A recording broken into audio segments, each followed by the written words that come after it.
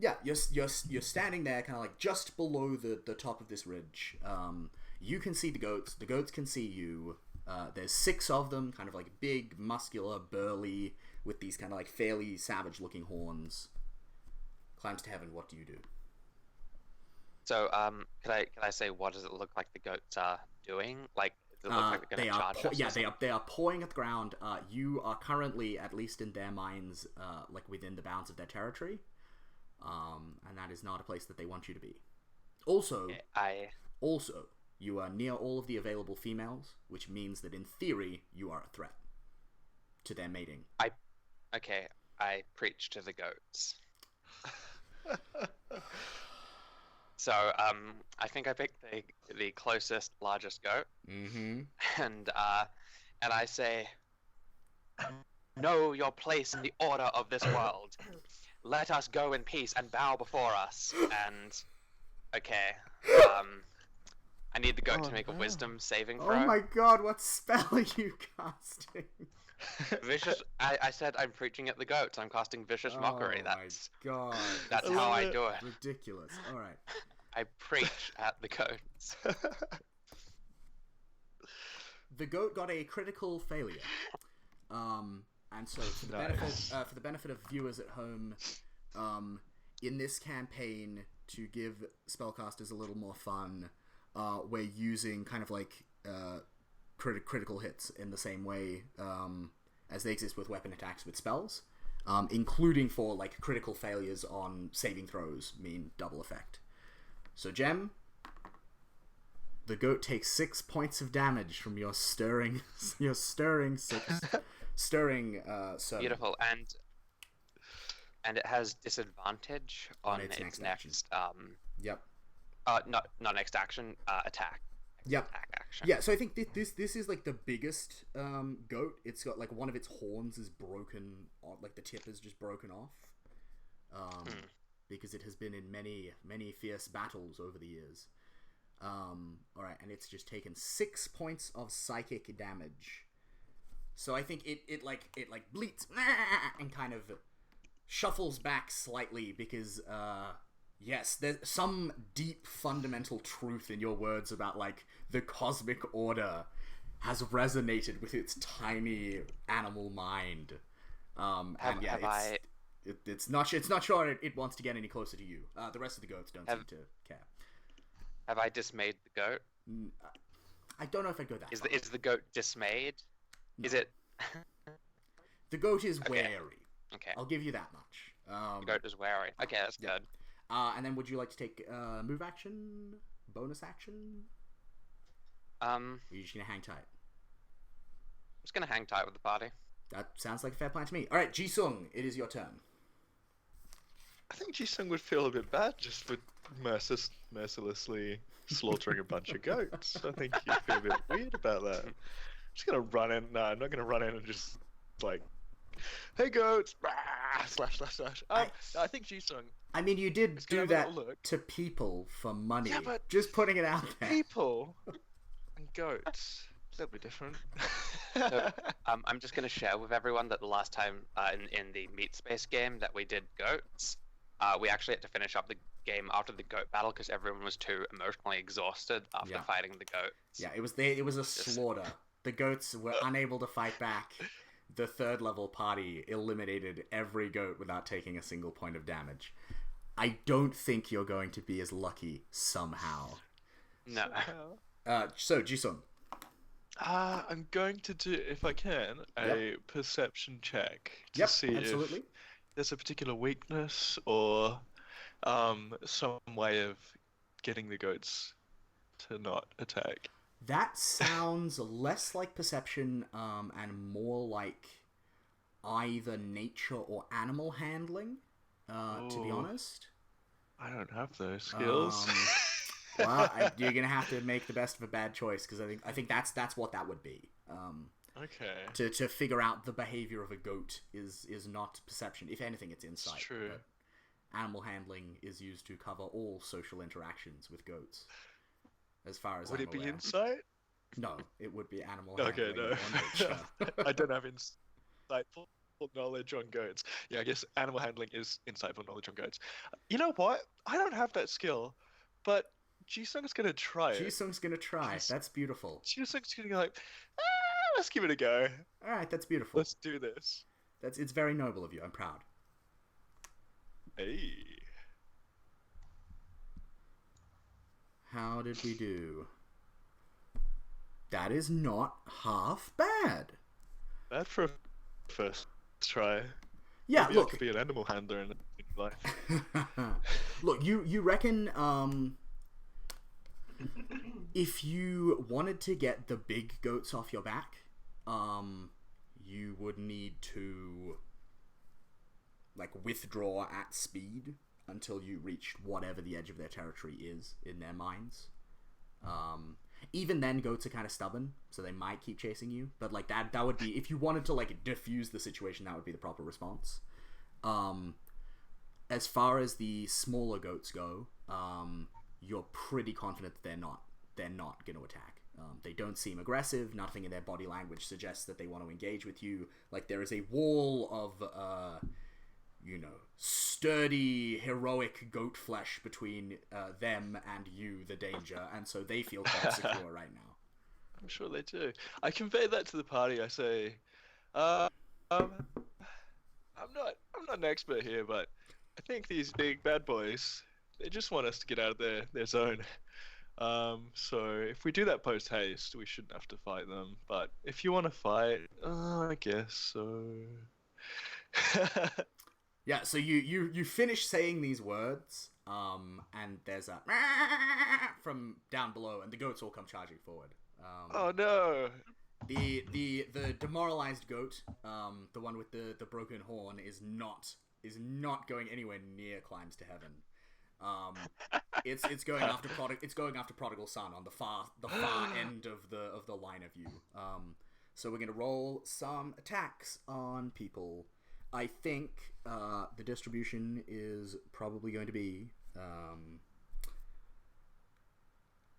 I think we're going to see like attack. We're going to see one attack on Prodigal Son, one attack on Shunmo, 2 attacks on Jisung, because Jisung has adopted the weak body posture of a prey animal, and 2 attacks on Climbs to Heaven because Climbs to Heaven has offended these goats with these stirring declarations about the proper nature of the universe. All right, so let's have a look at these goat attacks. What do we got? Oh, they're charging. Awesome. Yeah, this is gonna be good. This is gonna be good. All right, so that is a ram attack. So roll d20 plus 5. All right, so this is the first attack on Prodigal Son. Prodigal Son is a 16 hit on your armor class. Yeah, definitely. Woohoo. Cool.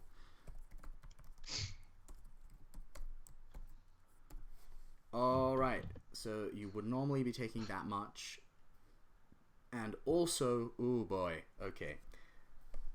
So, Prodigal Son, you take 12 points of damage. Oh boy. This That's goat not very like good. yeah, this goat like charges up and like slams into you. I'm just Yeah. Yeah, Does I'm that just drop knocked you? to the ground. I'm out. Yeah. You're out. Oh my god. Okay, I was gonna get you to make a saving throw, but I guess that's not necessary.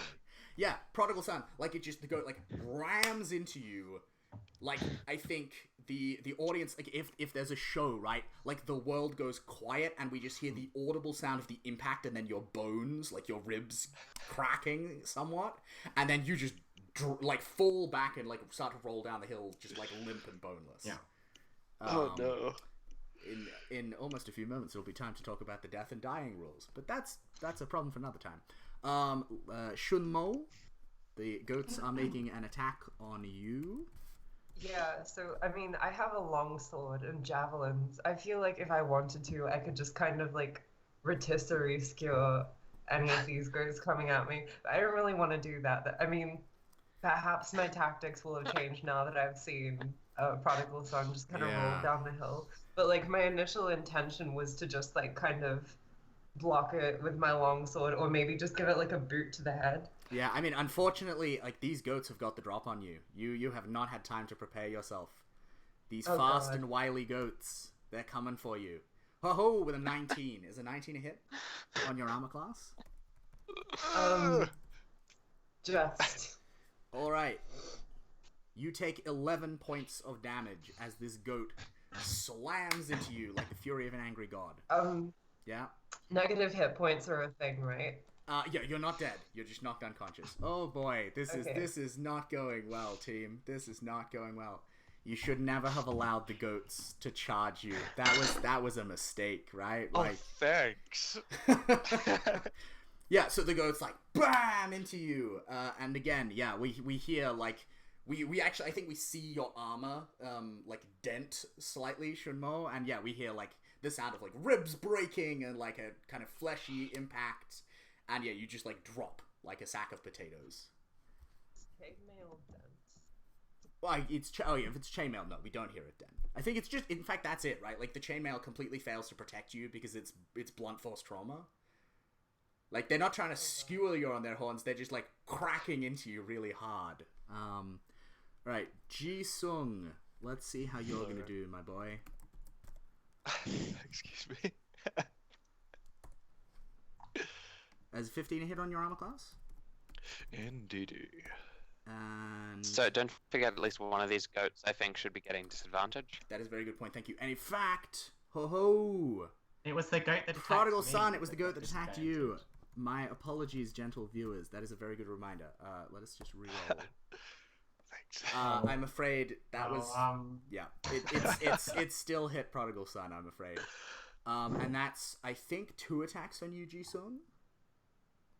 Looks like it. Alright. I want to parry it. Oh, God. Is the This 16 isn't enough? going very well. Is the 16 enough to knock you down? What do you think? Okay. Okay, so we don't even have to worry about the second attack. I think the first goat slams into Ji-sung. Crack! Yeah, again, the sound of like shattering ribs drops down to the ground, and the second goat kind of like pulls up its charge short and goes, "Wah?" Looking around. Climbs Sorry, to I didn't mean heaven. to cast that. I was meaning to look at it. Climbs to heaven. That said, That looks like a pretty good thing to be looking at right about now. yeah. climbs, Sorry, I was just checking it. Yeah. I wasn't meaning to. climbs to heaven. You are about to take 2 attacks. Let's all like cross our fingers and hope like hell that you will be fine. Because otherwise, I don't think we've ever had this situation before of everyone being unconscious with the new death and dying mechanic. All right, so that is 13. Is that a hit on you? That is my Climbs to Heaven? AC. Yes, that is So my. that's 1 That's hit, the hit. and then a 12, which is not. All right, so let's all cross our fingers that the charge of this goat will not prove entirely obstructionary. Okay, that's 12 points of damage. Are you still up, Climbs to Heaven? 1 hit point. Oh, okay. So Good constitution. yeah, so you get struck in the chest. It's like you've just been like smashed with a meteor hammer or something. I think you rock back on your heels a step. I'm gonna need you to make a saving throw. Oh wait, that can't be right. No, my hit point. No, I must have miscalculated my hit points. Yeah. I am down. I am You're down. Sorry. Oh god. All right. Whew, the whole party is Because down. my max hit point should in fact be 11. So I'm on -1 hit points. There we go. All right. And that's so, the end of the campaign. yeah, that's the end of the campaign. Thank you, gentle viewers, for tuning Thanks in. for watching. In fact, for the rest of the 3 hours and 20 minutes we have remaining, we're gonna run character creation again. No, hopefully not. Now, Gemma, I think we need to have a little consultation with each other as the only Okay. person in Wait. the group. Hang on who... just 1 second. Yep. Yep. So consultation. Yeah, as the only other person in the group who understands the death and dying mechanics, like, I don't think we thought of this when we wrote them.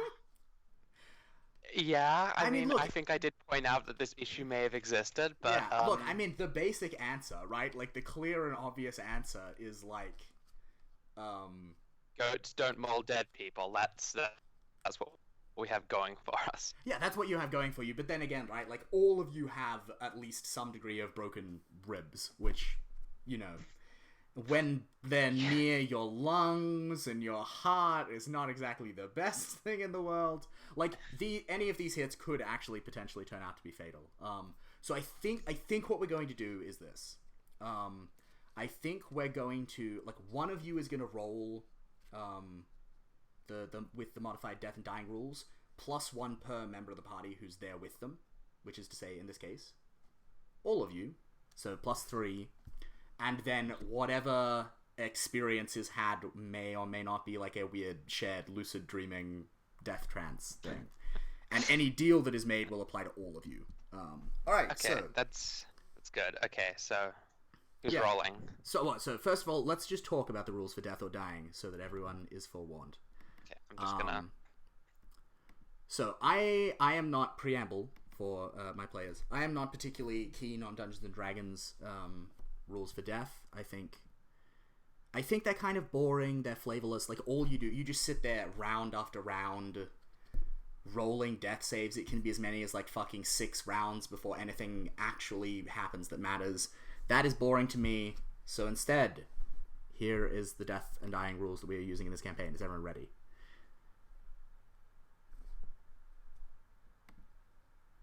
Yes? Yes. Cool. Yep. Alright, so once a character reaches 0 hit points, they are dying. And catch a glimpse of what lies beyond for them. At the end of an encounter, any dying creatures roll 1d20 to determine their fate. This is really funny, Jem, but there's actually a little proviso in here that says provided that the party survived. But goats aren't going to go around with swords stabbing you all to death at the end of a fight like humans would, so you're fine. So, on a 16 or better, the wild magic of the wastes seeps into the character's broken body, and they cheat death. On a 5 to 15, something about the character's predicament attracts the attention of a powerful being of the wastes. It will offer some manner of deal or bargain. You can take it and stand back up, or refuse it and pass into the afterlife of your people. On a 4 or less, the character's fate is sealed. They die, and the underworld claims their soul for judgment. And so normally that happens at the end of the encounter, for like future reference.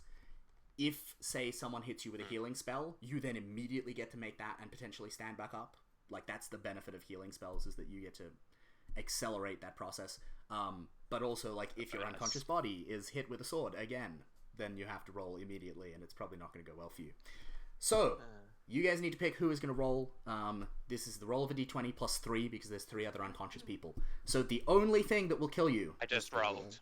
Oh, you just rolled? Nice one, Gemma. Yeah. Oh, shit. Okay, that's a 21. That's a 21. That's a 21. All right, cool. Yeah, so you guys all get, like, headbutted halfway to death. by these goats. Sorry, everyone. I just thought, like, we'll take out the drama. I'll just roll right away. Yeah. I like it. Yeah. So you guys all get, like, headbutted. Ribs snap. People's breath is driven from them. You guys, like, drop. You roll back down the hill that you came from. You fall. I think as people, like, impact the bottom of the slope, there's probably some, like, cracking of skulls or other important parts of bodies on rocks that doesn't help the situation at all. And you all just lie there for a bit. Some indistinguishable amount of time passes.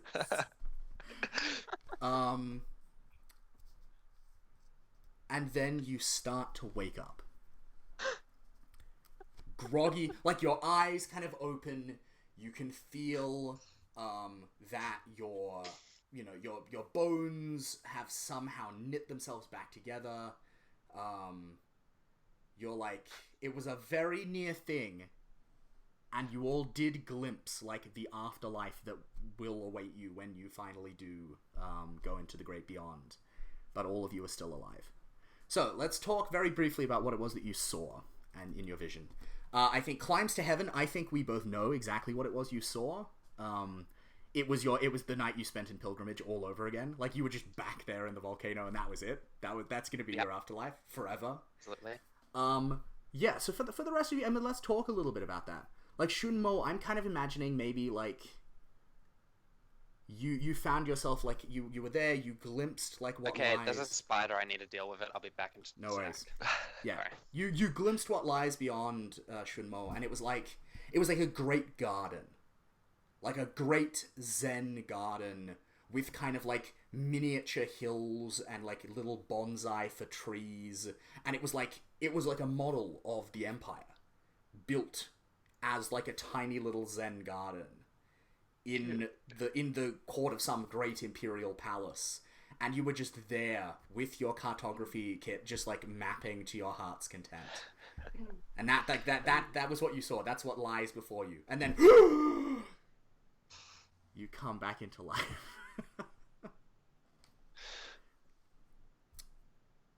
Ji-sung. What do you think, like, what do you think the afterlife is that lies in wait for you? I mean, you've done a lot of dodgy shit in your life. Yeah. In one, like, I'm sort of feeling there's two sides to it, and there's a very thin veil between them. And one side of it is beautiful linens and cottons and satins and just rugs everywhere and tapestries on walls. And is this a building, or is this like a forest or an open plain? It's a bit of everything. And there's just banners, and it's beautiful, and like lots of different colors. But then through some veil, I'm not sure how to like. There's like a breeze, and one of these like banners like is like flutters off the wall, and there's just like this gap. Yeah. And there's a lot of negative energy coming out of that void. Oh. Yeah. So. And through it you see a bit of turmoil. Yeah, through it you see DU, right? The underworld, where like the like 40 courts of hell await you to purge your soul and burn you clean of all your sins in this life. Oh, sounds like a good time. Yeah, you're in for a great time. What about you, prodigal son? What do you see? Do you see your father? Are you visited again by the mysterious entity? Describe for us. Sure. I'd say it's probably sort of like a sort of home family scene with my father when I was a small child, and I used to sit in on his readings, and I'd sit in the corner and I'd sort of see him consulting. Nice. But then sort of from somewhere behind me in the darkness of his room or something, I feel a hand on my shoulder or something's whispering to me, sort of talking about the future. And you hear like the rustle. You hear the rustling of like feathers brushing against each other, and like the clicking of a beak. Yeah. Yeah, cool. And like sharp little talons on your shoulder. Yeah, okay, cool. Yeah, and then you shudder back into life. All right, so several hours have passed. You can all see that like the sun is no longer like nearly at its zenith in the sky. It's now like dipping down, and the first ruddy rays of sunset are starting to illuminate out. There's probably only like another hour's travel left in the day. All of you come back to life with hit points equal to an unmodified roll of your hit dice.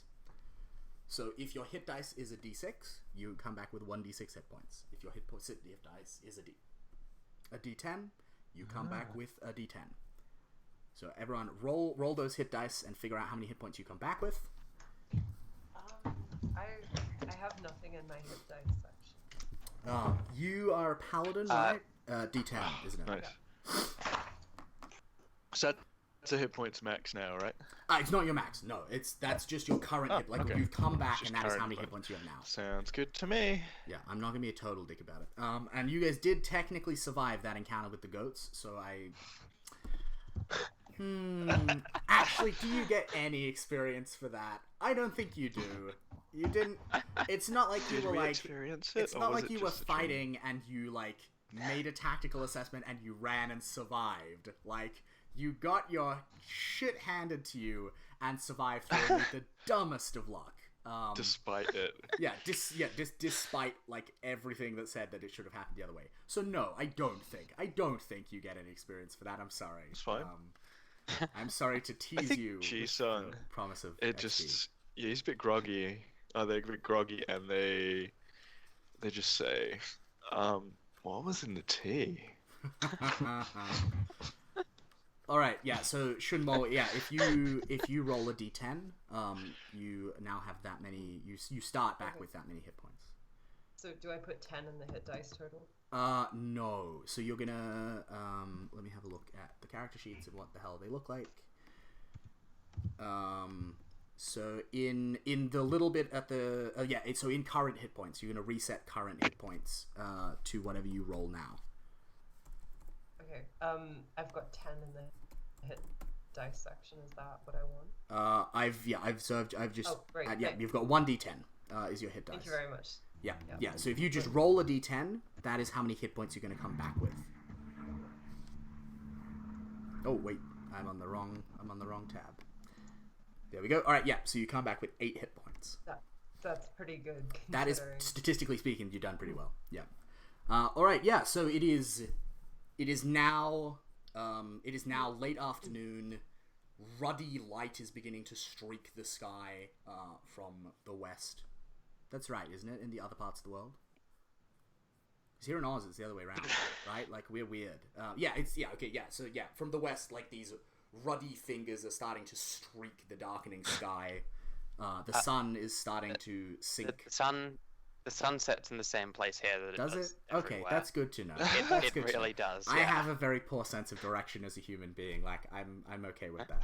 Yeah, the sun is starting to set. You know, the sun doesn't set into the Pacific Ocean. outrageous. Unless you like take those southern hemisphere oriented maps.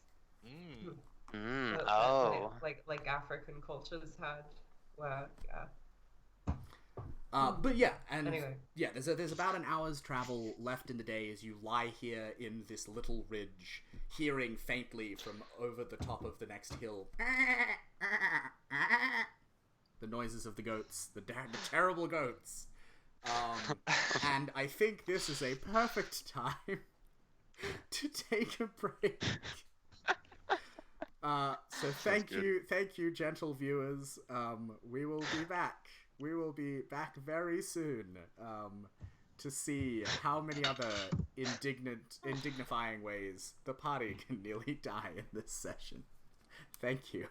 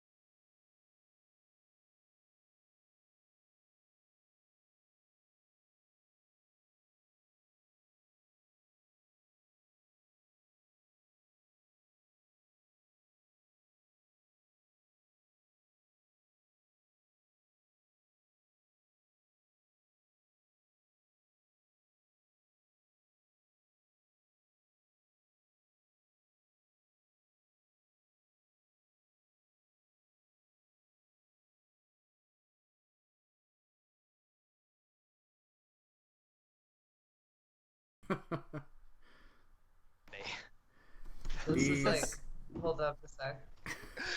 We're back. Okay, this is folks. like, this is my character basically. Alright. Maybe with a little more cover. Alright, folks, we are back.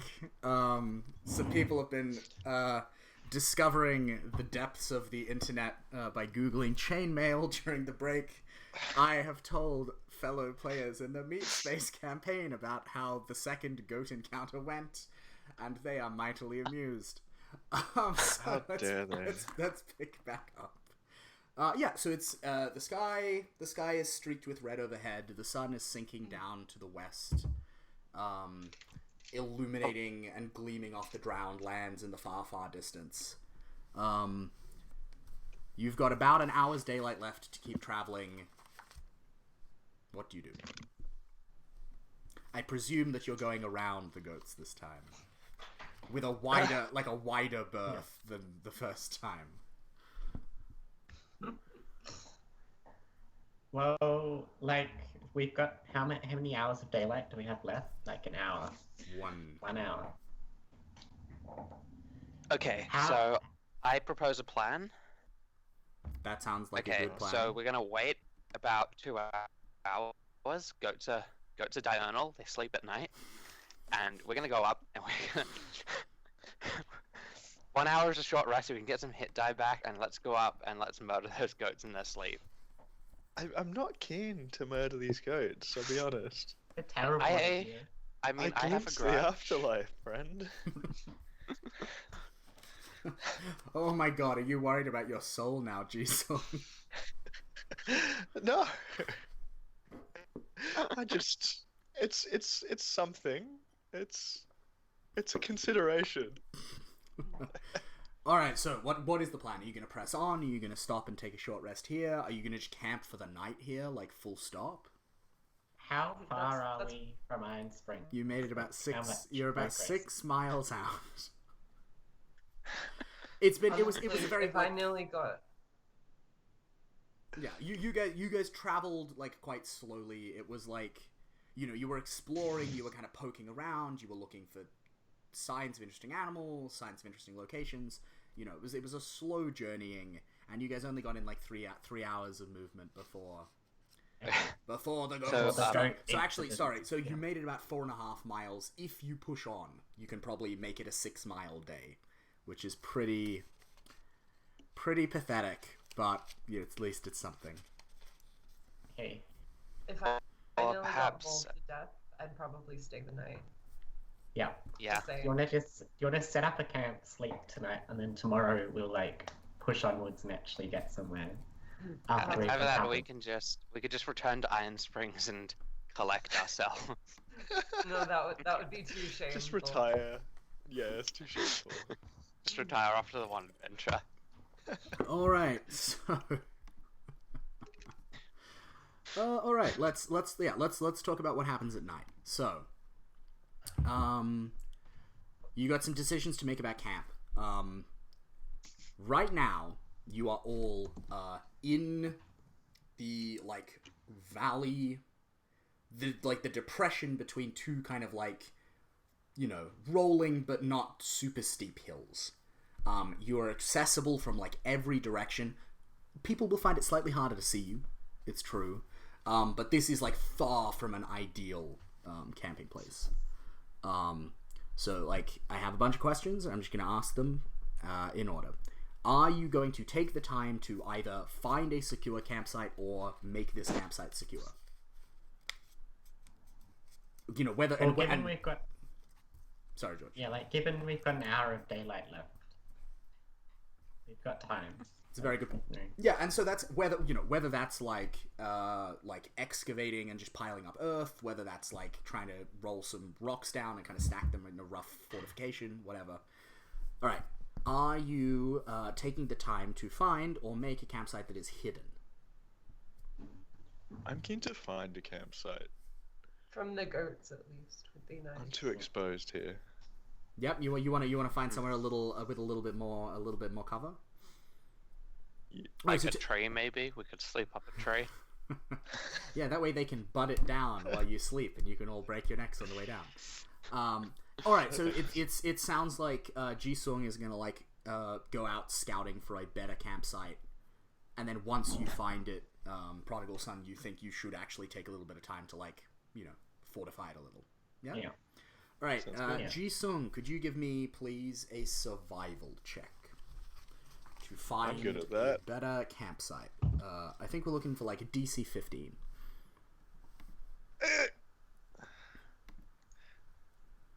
I didn't get that. You didn't get that. Yeah, like you're searching around and like these hills, like they're low and they're kind of like rough country. Like there are no like, there is nowhere. Like, sorry. It's it's not like the hills here are high enough that there are like caves in them that you could hide in. It's not like they're tall enough that there's like overhangs that you could shelter in. Like, short of taking however many hours it would make to dig a pit to put yourselves like further out of sight and then like covering it up, like, there's not going to be a lot of cover to be had. Are there any shrubs? Yeah, there were some shrubs back hedges? around the waterhole where the goats were. Oh, yeah, never mind. All right, so it sounds like we're making a secure campsite. We can't make it hidden. Are you guys lighting a fire? It is autumn. The cold is starting to settle into the country. The nights are starting to get a little cool. You totally could spend the night without one, but you would be at some risk of someone kind of like feeling a little bit crook tomorrow. Could I just say just before we do this, I'm gonna cast whilst sorry, I forgot the character's name is out exploring. I'm gonna cast Cure Wounds on the 2 remaining party members. Fantastic, good plan. So they can both roll. Oh, I guess I roll. Yep. 2d8. Well, what's your charisma? Because that will just... I'm only like 2 hit points off. Oh, well, too bad I'm doing it. My charisma is plus 3 charisma, so one of you gets 4 points back and the other gets 5. I'm short too. Yeah. Well, so- I don't really care. I'm the party priest and I'm gonna heal people. All right, so deal you with that? two are both back up to full. Yeah. Cool. Yeah. So to return to the question, do you light a fire tonight? Yeah. Yep. Yeah. And I reckon like a small one, just like enough to like some warm food and to like. Yeah. Okay. So you're cooking some warm food as well. You're not just kind of gonna have like cold rations. Not after that near-death experience. I don't suppose I have any goat jerky in my bag. No. There are some goats just over the hill if you would like to make some. And then the last question: are you guys keeping watch tonight? Yes. Yeah. Yep. All right. Cool. So can whoever is actually no, I'm not even gonna make you roll for it because I am a kindly person. Yeah. So you guys, you take the hour. You manage to like heap up some earth around your camp. You manage to kind of like roll a couple of boulders down from the hill that is on the side that is not the goat side. To kind of like add a bit of height to it. Like you've got it wouldn't stand up to a siege by any fucking means.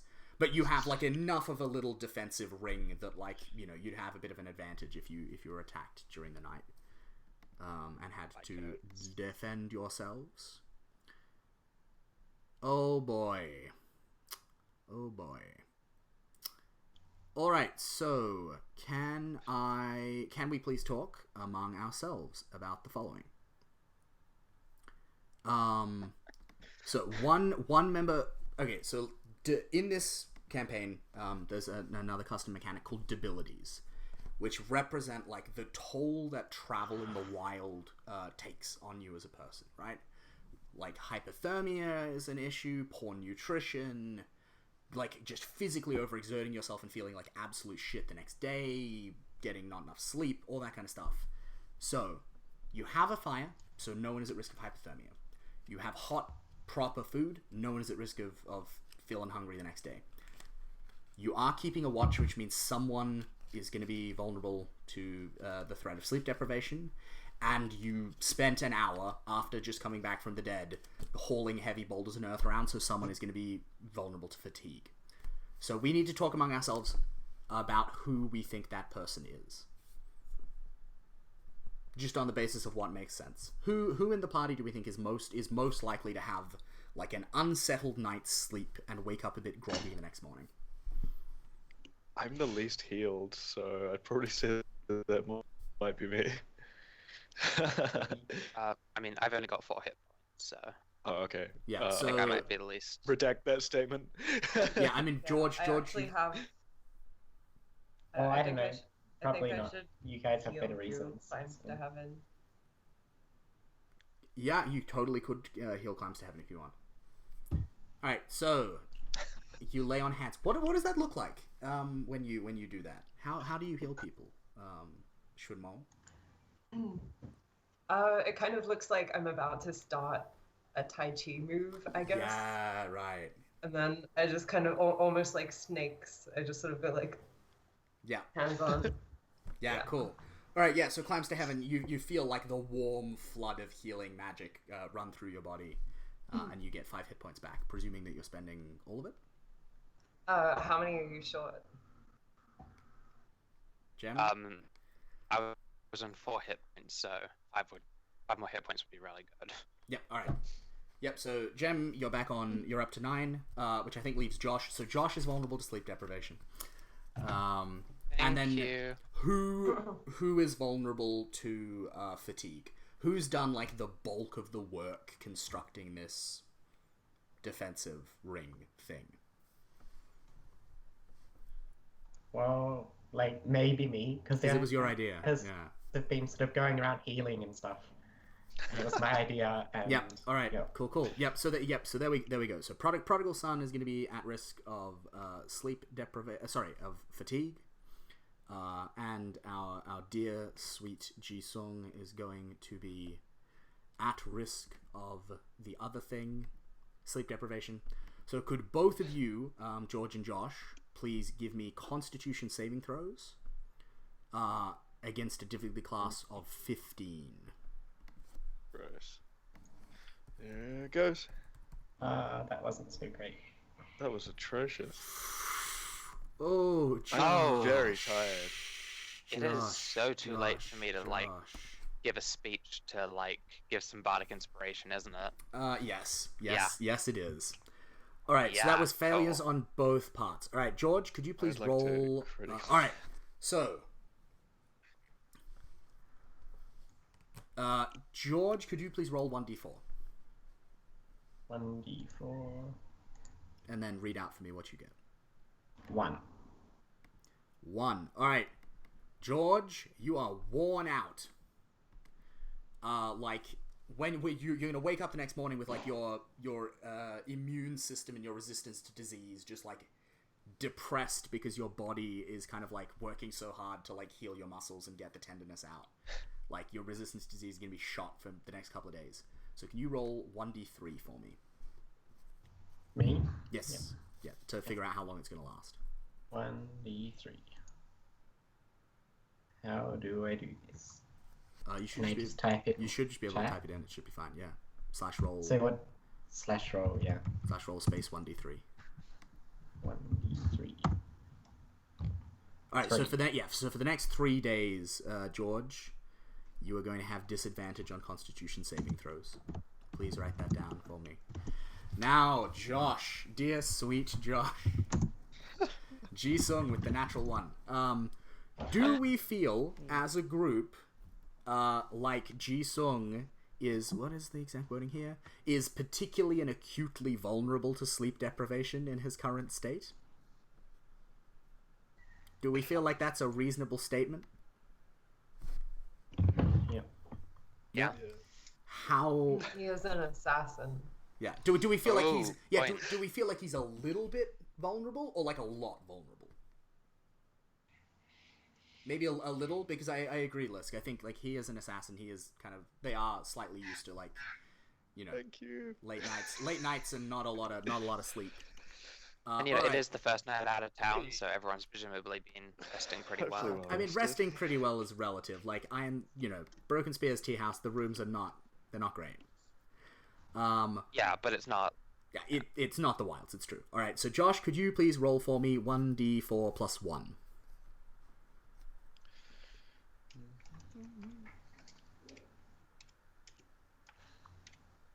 Boop.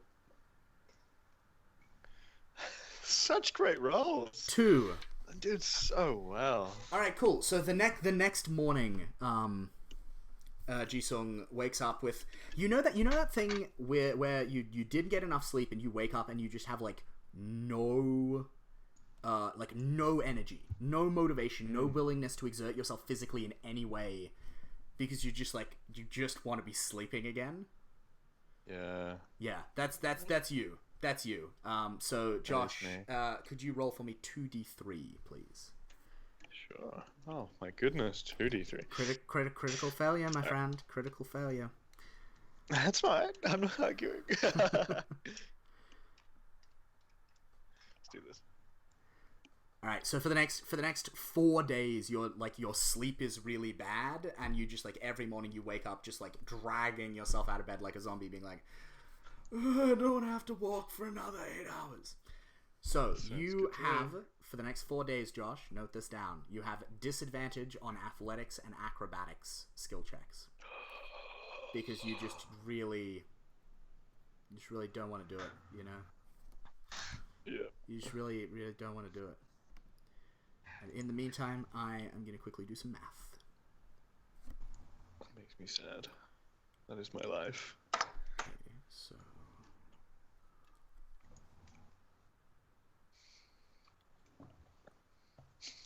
Alright, cool. The good news is that the night passes without incident.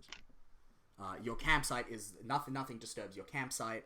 I think maybe, it's a couple of hours before dawn, and, Climbs to Heaven is on watch, and maybe you hear, on the outside of the little defensive ring you built up, you hear, the sound of, a small animal, like a fox or something, kind of come up and sniff and investigate it and then scurry away because it doesn't like the smell. I preach at it. Yeah, of course you do. Of course you do. Given. But yeah, it's a safe night. Nothing attacks you within your defensive, secure circle of stones. And the next morning you're all woken as kind of very, very palest pink and sky and blue streak the sky overhead, and the sun begins to rise. What now this day? Pressing onwards, I assume.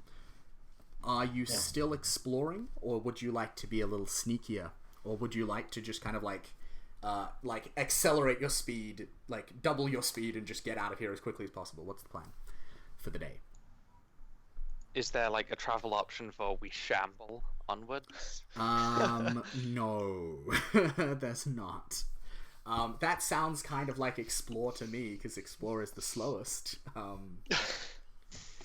But yeah, if you guys want to take a more stealthy approach, I think that, there's an argument that could be wise.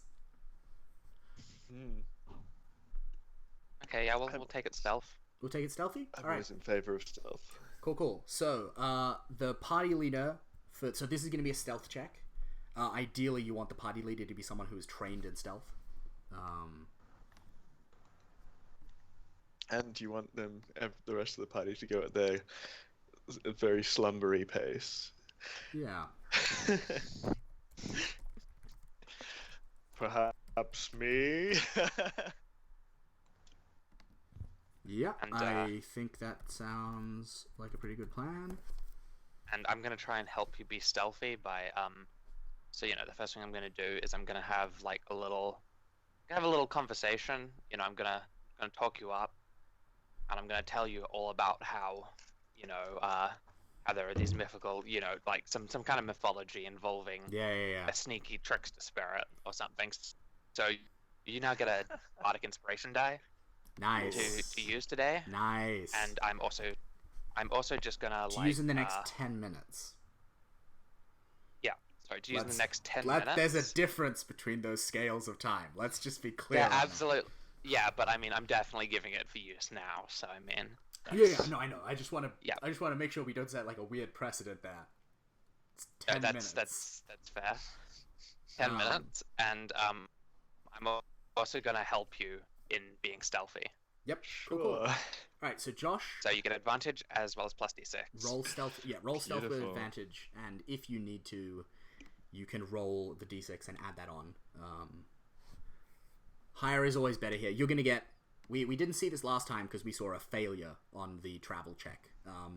Basically, if you succeed on the travel check, you get like a stash of actions, special journeying actions that you can take to like automatically find a camp or like halve the chance of encounters hope- because you're all being super sneaky or whatever. And the higher you roll, the more of those you get. And then if you do really well, you get a special bonus one. Let's hope I'm not too groggy to stealth. Let us hope so.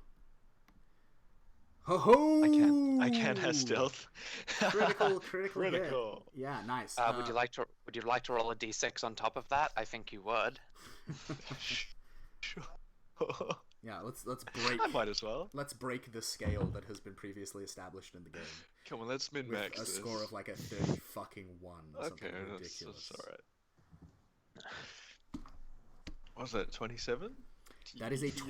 27. Josh, congratulations. That is the highest score Da-da-da-da. anyone has ever gotten on this particular portion of the game. All right, a 27.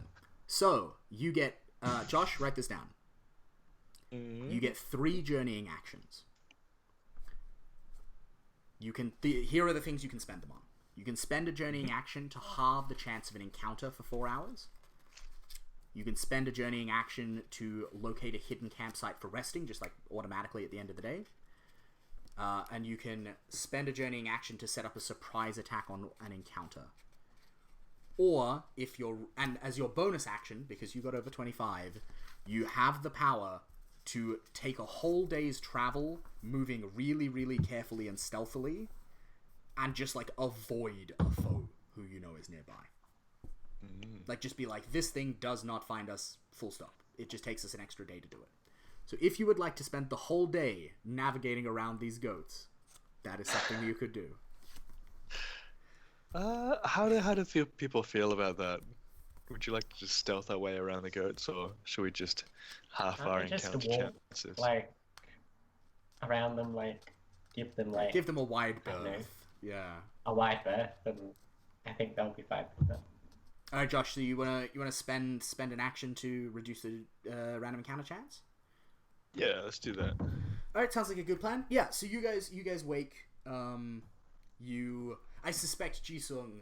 Probably you like crawl up the hill and just like very carefully peer out at the valley the goats were in.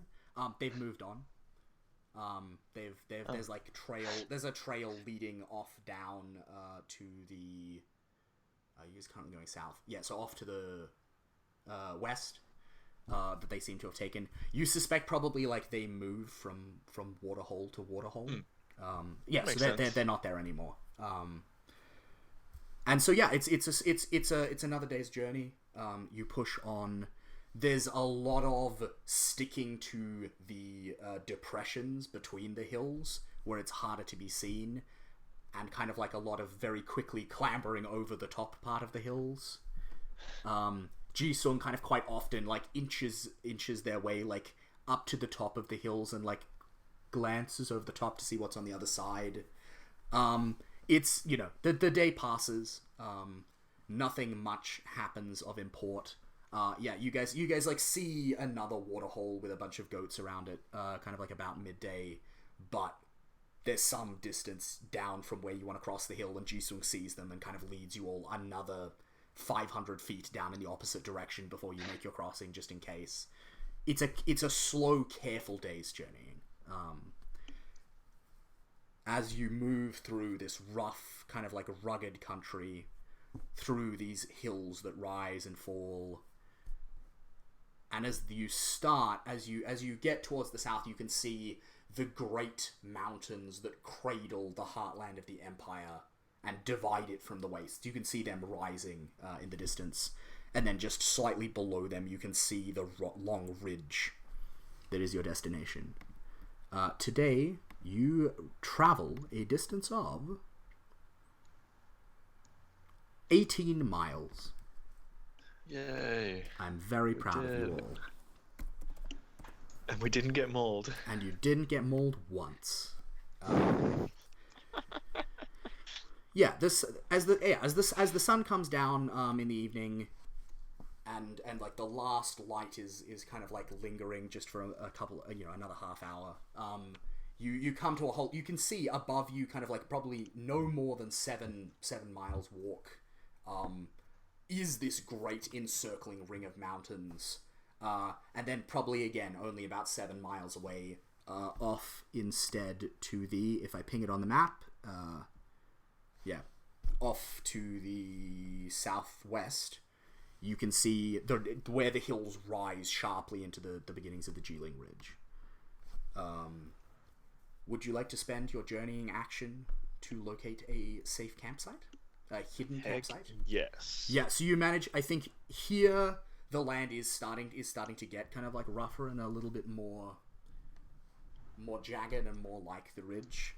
You manage to find quite a tall one of these hills, these wavy hills, where some creature in kind of like days past has like burrowed a den into the earth and the rock, probably like a family of badgers or something. The den smells a little, but it is empty. It's abandoned. It's been for some time, and it's the entrance is large enough that you can probably like crawl inside, and then there's room to sleep and like a little bit of room to stretch yourselves. It will be slightly cramped as a place to rest, but it is hidden. Sounds nice. So, do you spend the time to make this campsite secure as well? Yes. But if it's hidden, like... Well, yeah, Do you really that's need to? totally the thing, right? Like it's hidden. The chance of anyone finding it is low. If they do find it, though, like there's only one entrance and or exit, and it's not super defensible beyond that kind of like just basic feature of its construction. Basically, if you guys take the time to make it both safe and secure, it will lower your chances of a random encounter during the night. Further than they will already be lowered by having a proper watch. But you probably won't need it.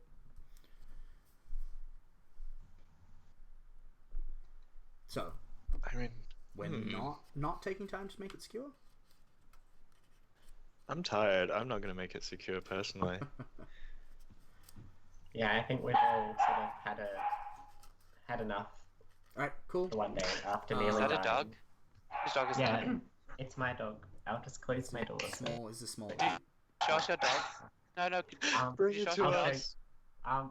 I could small just cute wait dog. 30 seconds and I can get it. Dog break. Yep. I should tweet this out, guys. Hey, stream now featuring a cute dog.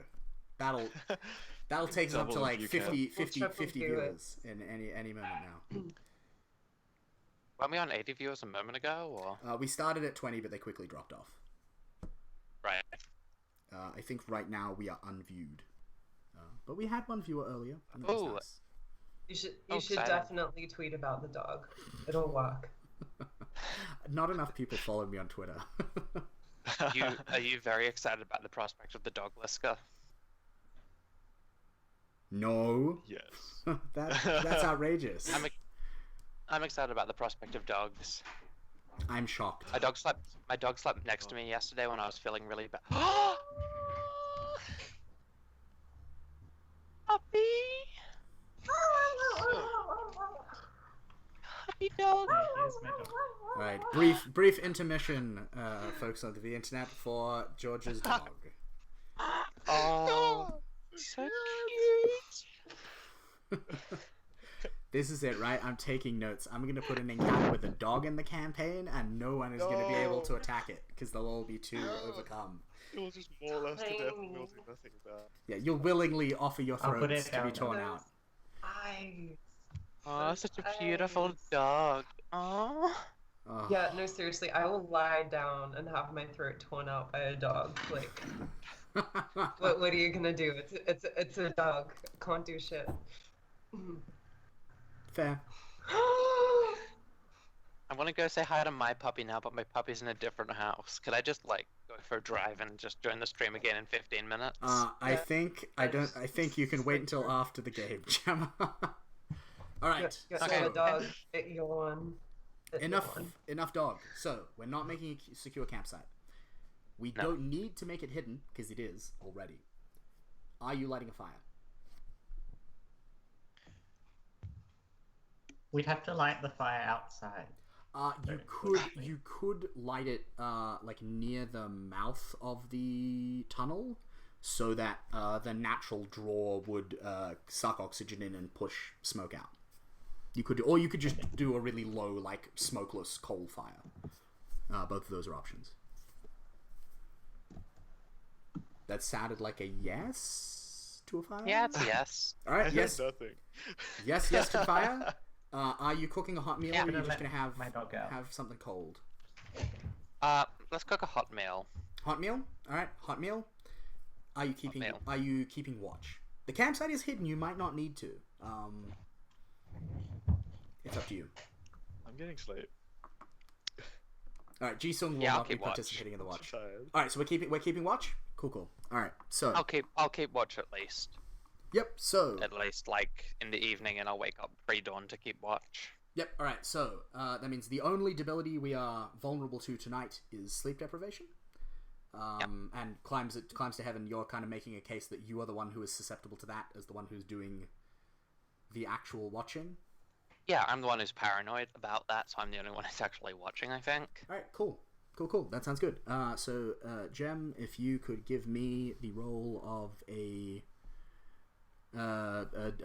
Constitution DC 15, while I figure out if anything comes and visits during failed. the night.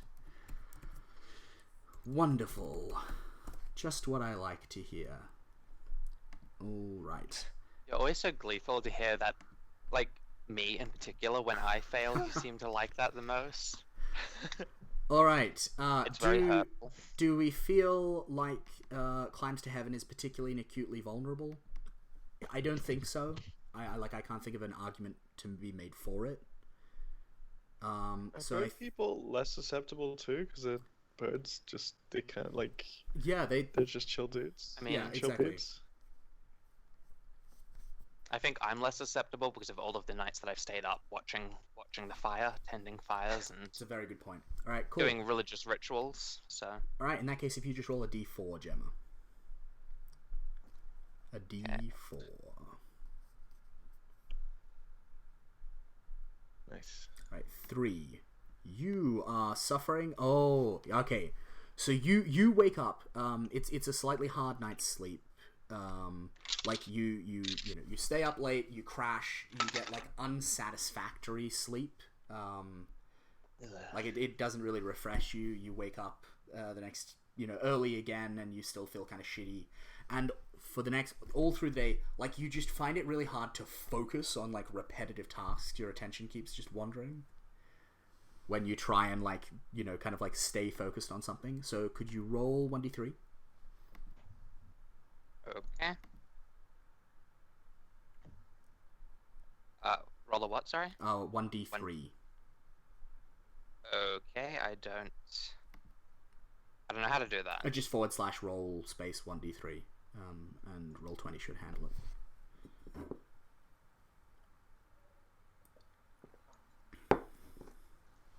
That's 2. All right. So for the next 2 days, you have disadvantage on perception and investigation checks because you don't want to notice those fine details. They're just your brain doesn't want to pick them up. All right. So I think perhaps you guys I think you may sleep in slightly this morning because inside the badger's set, there's no real kind of like light all through the sky overhead to wake you. But Climbs to Heaven is the first one up, and eventually notices like the grey false light of dawn, of pre-dawn, filtering in has changed to like a pinker and a more kind of golden light, and that sunrise has come. How are you going to travel today? Exploring, Same as yesterday. sneaking again, still sneaking. Traveling, going Yeah, at still speed, sneaking. still sneaking. All right, cool. Sneaking. In that case, could I please get from Master Josh here? Could I get a stealth check, please? So I'm gonna tell the same rousing fable as yesterday, Yeah. but with there's a slight surprising variation in the end. Yeah, nice. Like it's not familiar with the standard way the fable goes. It's definitely a little bit alternative. Very Interesting. nice. Yep, Yeah. so Josh, and is anyone helping? Yeah, I'll help. Yep, alright. Well, I'll help it as well. Okay, somebody else is helping. Alright, and Prodigal Son is helping. Alright, yep, so Jisung, if you could give me stealth with advantage, and then you've got that d6 you can spend if you need. Beautiful. Alright, stealth time. And this is a bit where you get a natural one. Oh. Alright, so that's a 21 to start with. Yep. Ooh, hidden my light. Boom. Nice. 26. Alright, nice. Can I presume that you're spending 2 journeying actions, one for each 4-hour shift of the journey to halve the random encounter chance? I think that sounds acceptable, yeah. Yep. Alright, so...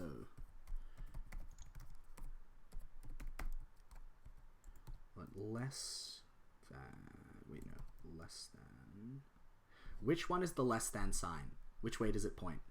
I'm terrible at maths. The big one is eating the bigger sign, and the Yeah. arrow is pointing to the smaller sign. Alright, I think I understand. No, I did it wrong.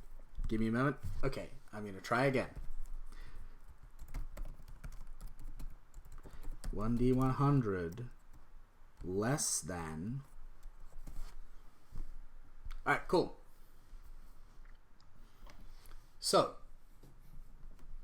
you set off on an exciting adventure. Let me see. All right, so so again you set off through this now familiar country, dusty, kind of sandy red colored hills, rough to the texture, gravel and kind of scree slopes everywhere, hills rolling up and down. By before midday, by about 11 o'clock, the third hour of your journey, you find yourself you come to the beginnings of this steep rise where these hills turn into the Geeling Ridge. And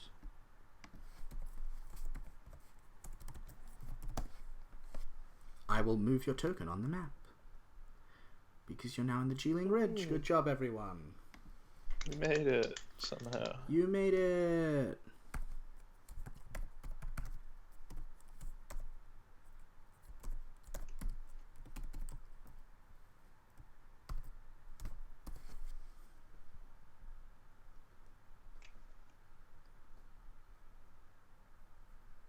Alright, and so the land ahead of you begins to slope upwards. It's quite a severe incline. There's little paths that are kind of cut through the rock and switch back up with it. The Geeling Ridge looks kind of fundamentally like a great ridge of earth, then dotted with kind of mountainous peaks at the top. It's fairly volcanic. And so you're climbing up this kind of escarpment cliff, switching back and forth and kind of having to adjust your way, and always keeping an eye out on your surroundings and watching for signs of danger. The rock beneath your hands as you climb is basalt. Kind of black and porous. And fairly quickly, you guys, it takes about an hour to make it up to the top of the escarpment. Where now, you're on this ridge. There's this, it rolls out ahead of you. It dips. There's kind of crevasses and cracks that run through it. There's sharp, jagged peaks that rise up. And you travel onwards. Now, did any of you have a plan for finding the eagle's nest, or was the plan just to wander around? I'm Can you use I my am eyes? curious. And have a look. Sorry, what was that, Josh? Run that by me again. I was gonna use my eyes. Yeah. Okay. So Actually- you guys are looking Oh, for the hold on a sight of sec. a giant eagle overhead. I have. Wait a Yep. sec, hold up. Specialty knowledge of the geography of the wastes. Ah, What? very nice. All right. So you wanna spend a question? Yeah, I do. And what? Yeah. And so you get to ask me one free-form question, anything you would like.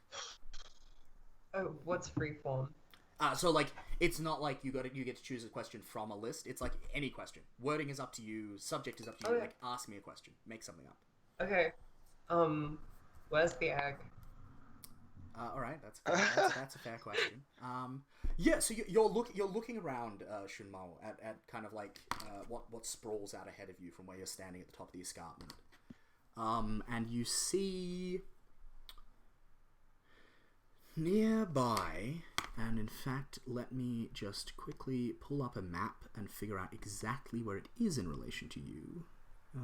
It would be like at the top of a peak or something, right? That would be the Yes, safest yes, place. it would.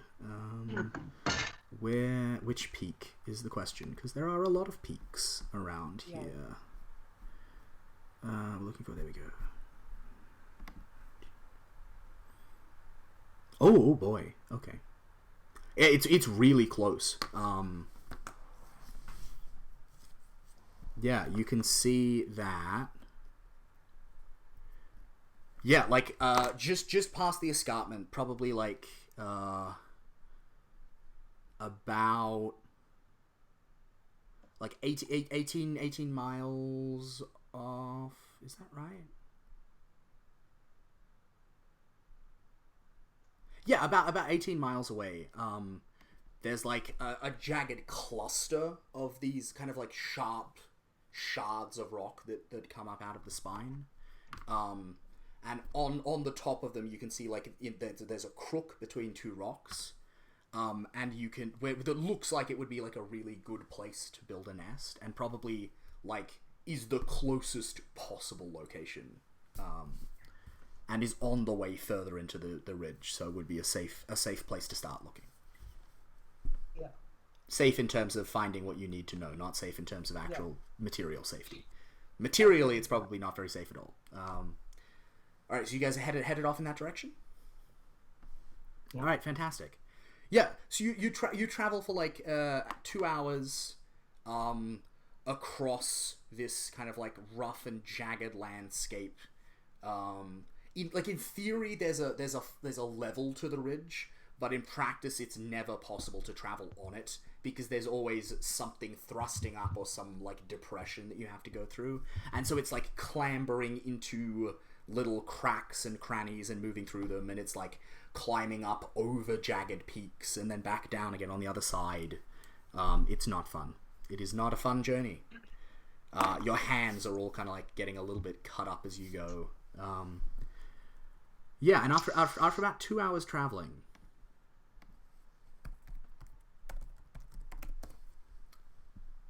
you come down into a little valley.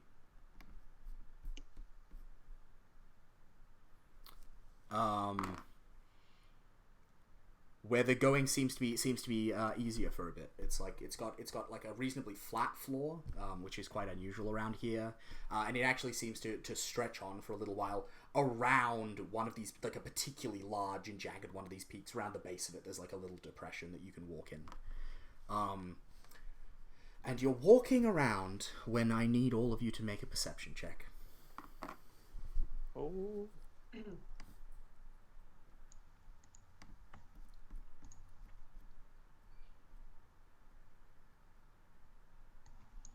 Oop. Shockingly bad. I'm half shockingly asleep. amazing.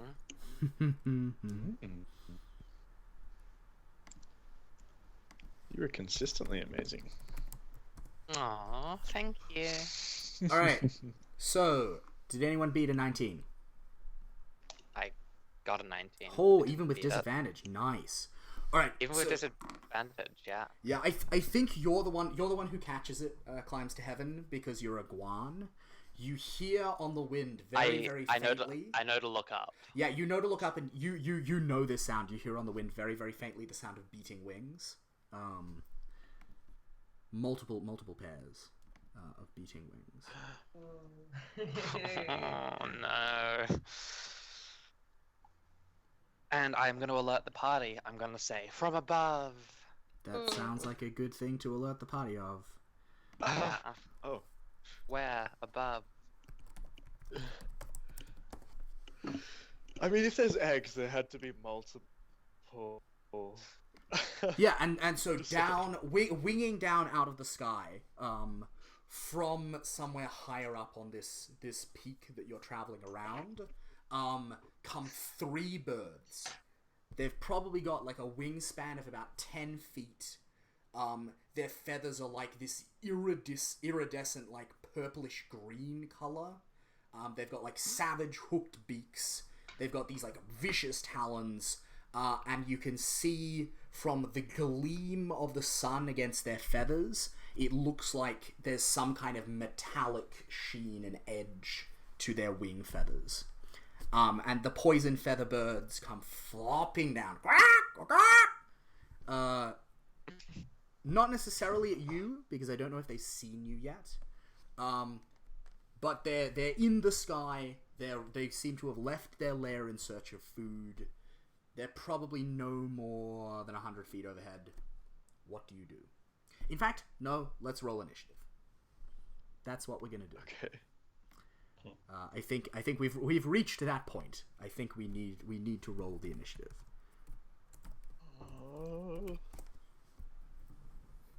Nice.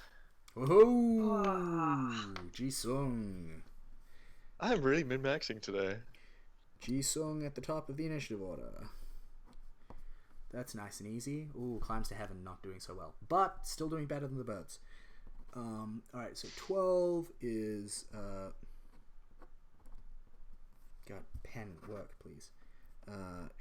Shunmo 11 prodigal son? Yes. Yeah.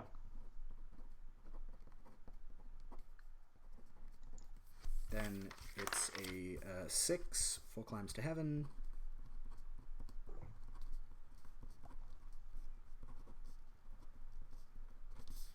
And then a 5 for the poison feather birds. So right now they've just like launched off their nest low down on this particular peak. They're flapping in circles overhead. They haven't noticed you yet. On their turn, they're gonna try and make a perception check to see if they spot you. But between now and then, you have the chance to get to cover or to attack first or do whatever the hell it is you want to do. Jisung, you are up first. That's me. Oh, I prepare my blade. Yep. And... oh man, what do I want to do? So these are flying creatures, so maybe I should get my little crossbow out. Yep. That might be more sensible. Yes, instead of blade, I get my little hand crossbow out. Yep. Make sure the bolt is ready. And are you trying to hide it all? Or are you just standing? Yes, I mean, I'm still staying quite stealthily. Yep. I put the hood over my head and sort of tried to move into a shadow of a cool. rock sort of thing. Could you give me a stealth check, please? Indeed. Oh.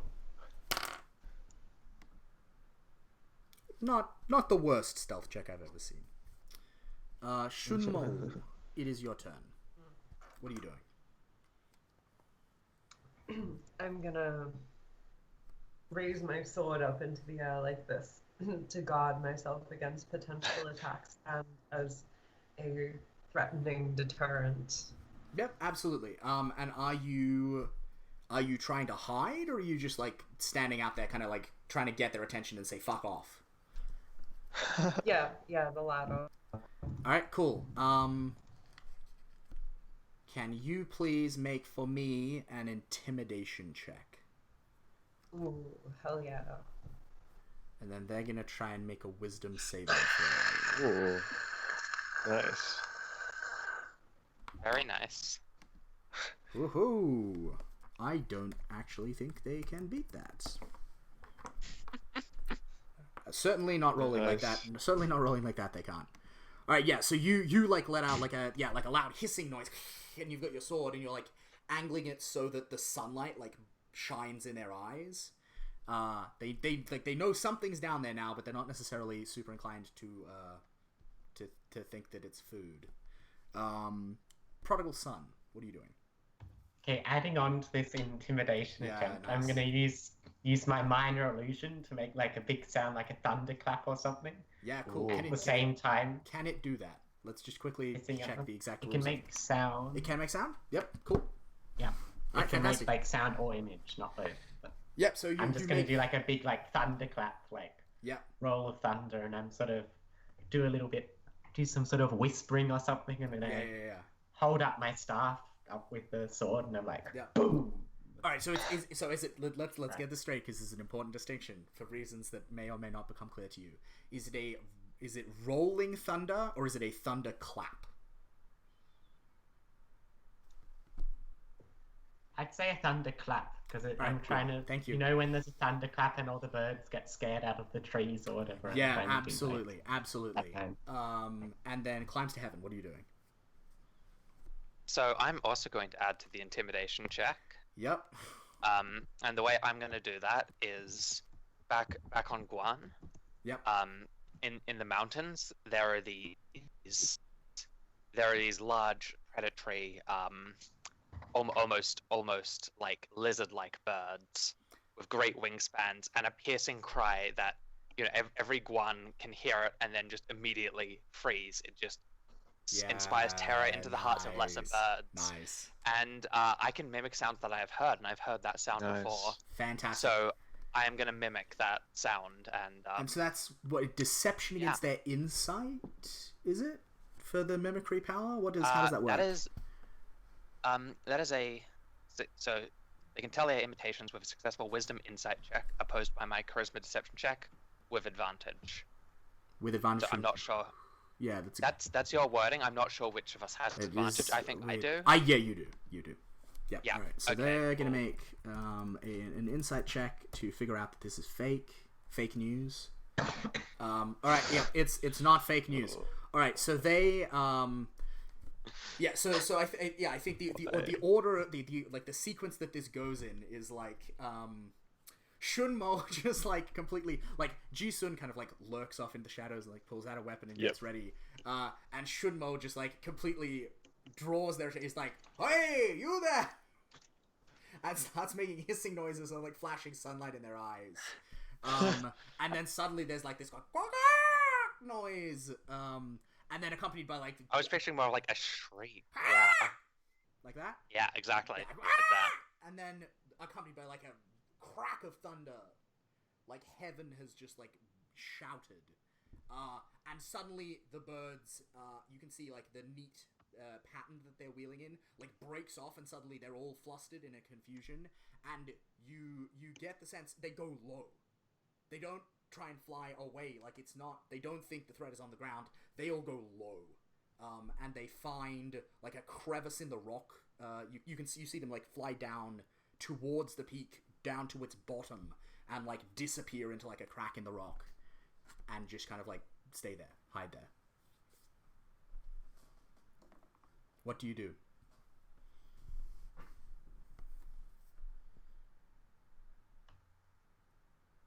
Can we like cautiously just keep going? But like, Yeah, absolutely. Are they going to come back? Yeah, well, I mean, I don't think so. I think they had a bad day. They had a bad day. Yeah, so you guys press onwards. It might be worthwhile asking yourselves why it was that they thought that the thunderclap danger was coming from the sky, but that's a point for later. But yeah, you guys press onwards. You come up out of this valley onto a slight rise. Josh, are you spending your last action to find a secure hiding place again? Indeedy. Yeah, and you manage to find, I think, around. So you come out of this long kind of valley like trough, and then you go over kind of like a rocky, jagged like knife's edge escarpment, and clamber back down the other side with like bleeding fingers. And right down near the bottom of that escarpment, you find a little cave that you can tuck yourselves into for the evening. You have made the following progress today. Alright, you've traveled 13 miles. Congratulations. Nice.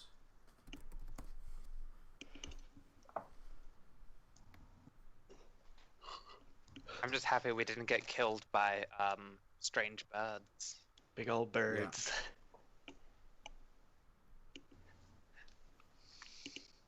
Did we get any experience from that? I'm just about to get to that. Yeah.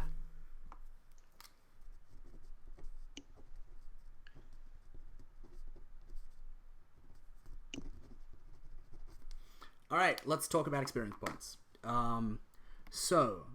You guys, got around that encounter without using, conflict. But you did so in a really risky way, so I'm going to give you half the experience it would have been worth if you actually fought the thing straight up. Because I think that's fair. So, there were 3 of those things. Oh, wait. Okay, I need to open a new window so that we don't all lose the Roll20 overlay. In the overlay. Right, so... This is the part of the game where I do maths. Yay. Alright, everyone gains 150 experience points. Beautiful. For averting that encounter without the need for violence. Because those things could have messed you up. Yeah. Alright, so, how does the night go? Do you secure the camp? Indeedy. Yeah. Yep. Alright. I mean, I don't secure it, but somebody does. Yeah, it's okay. So the camp becomes secured. It's already hidden. So that's you already get that for free. Fire? I'm not. Oh, okay. I'm not keen on fire tonight. I think it would draw. Yeah. I mean, we're up in Too a much ridge. attention. It'd be pretty Yeah, cold but up here. flying creatures, they have good eyes. True. It is a hidden campsite, and part of what that means is that the light of the fire is hidden. I'd be more worried about the smoke. Okay. I'm worried about. So I've never- fire, yes, no. Can I get a consensus? I vote no. I vote yes. I mean, it's a religious ritual of mine to light fire, so... How about we just have a small fire, like the coals you were talking compromise. about before? Like, All right. Yep. So a little fire. All right. Do you use your fire to cook hot food? yeah, Yes. we'll use it for food, but it's not much use for. Yep. It's not much use for heat. Okay. Cool. Yep. And then do you keep a watch? No. Yep. We're hidden. You are hidden. It's true. That's not keep I'm- watch, actually. I don't think. I gotta sleep. I'm Alright. feeling less paranoid, so I'm just gonna sleep. All right. So I think no we'll one just is vulnerable to poor nutrition. No one is vulnerable to sleep deprivation. Someone is vulnerable to hypothermia because you all don't have a proper fire, and someone is vulnerable to fatigue because you're all taking the time to make a campsite that's, fully fucking taken care of. So, who in the party do we think is most vulnerable to hypothermia? Jisung is happy to cuddle up to someone. Oh, that's very sweet.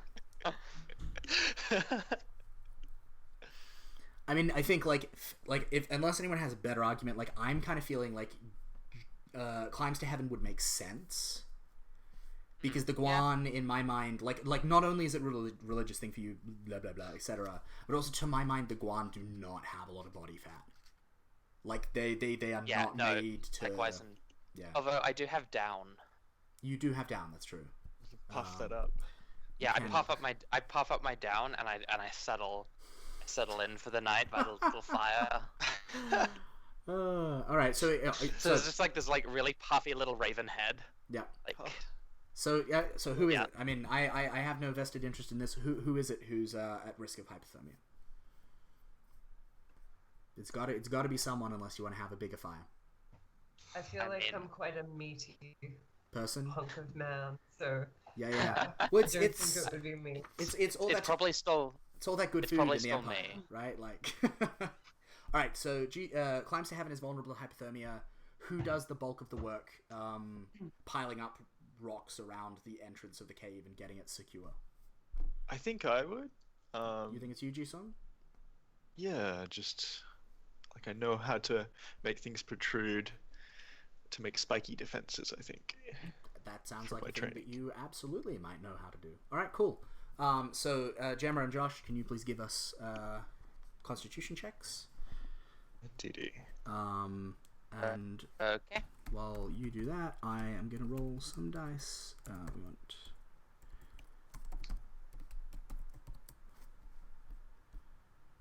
Get a nice little constant. Oh. Okay, there we go. Ooh, very nice. All right, and then let me just check. All right, so you do have food. We've got 24, 12, 6. Okay. All right, so poor Ji-sung.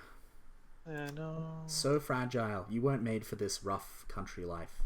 Now, are you currently still suffering a debility? Do you have any time left on the one you had before?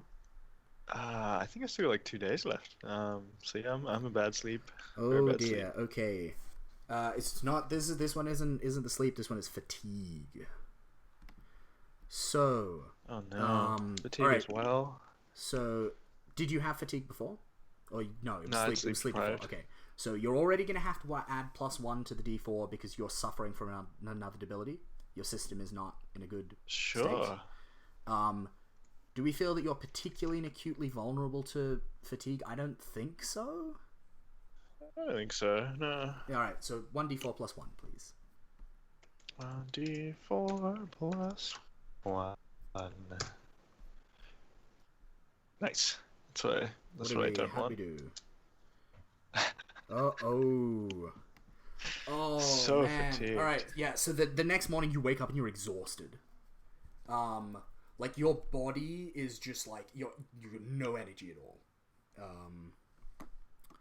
And you just like the idea of any task that is like repetitive or involved is just like totally horrifying to you. So roll 1d3. Right.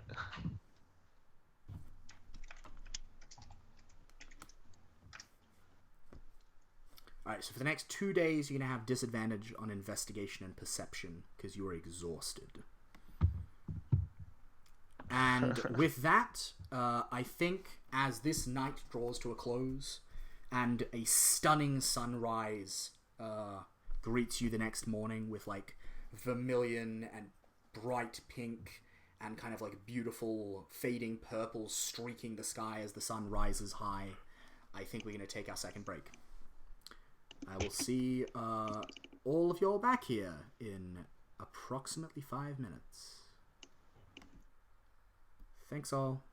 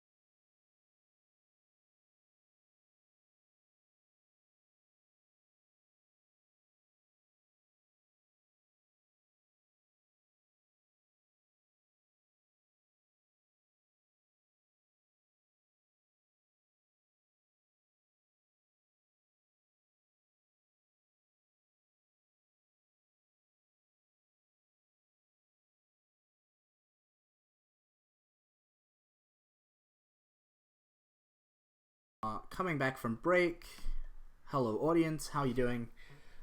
So we've just had, among other things, in our brief break, I've had a game design sidebar with several of the players and some other people in my house, and we've concluded that the debility rules, which the other group make very, very careful effort to avoid ever engaging with the debility rules, and so I've never actually seen them properly in play yet. So we're going to be making some changes to the DC and to the duration of them. So everyone, if you have a debility, wipe it. Except Josh, the one that you literally just gained. You got to keep that one. Yeah. Yeah, that's good. Yeah, and we're gonna use the slightly altered rules going forward. Probably I will put those up on my blog at some point in the coming weeks if people want to have a look at them. All right, so.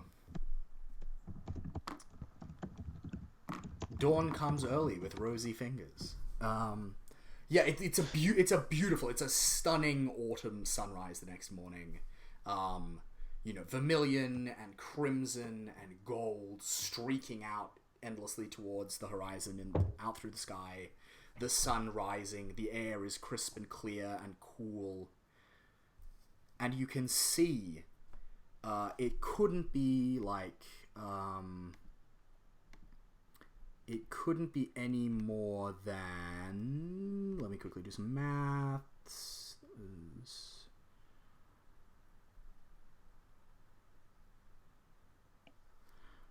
It couldn't be any more than like 5 or 6 miles away now.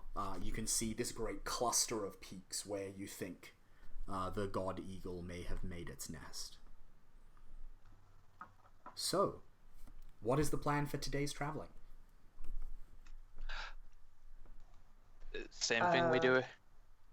No, sorry. I'm gonna use my strong sense of direction, and since this is uncharted territory, I'm gonna get my maps out and start making some sketches for later.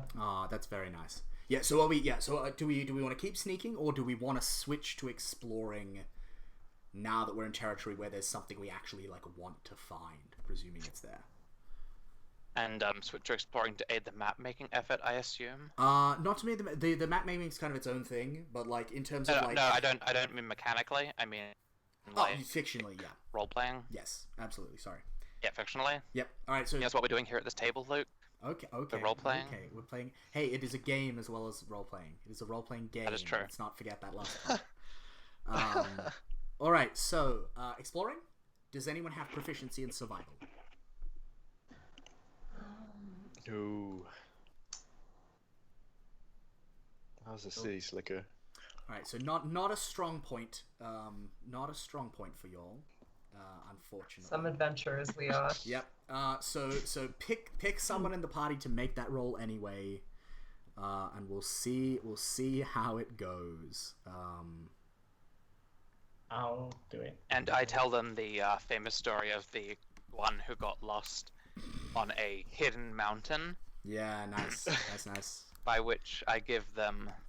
Le bardic inspiration. Bardic inspiration, yes. That's what I just said. Okay, well... And I'm also going to help with my knowledge of mountains, although my knowledge is a bit different. Yep, cool. It's a very different style of mountain, so I'm going to help, and I'm going to bardic inspire. Yeah, I'll make the roll. Yep, cool. Let's see how you do, Prodigal Son. Nice. 16 is not so bad. All right. And then plus, I've got advantage though, don't I? Yeah, sorry, 21. You're right. So 21, and I add a d6. If you would like to, yeah, you can. If that's something.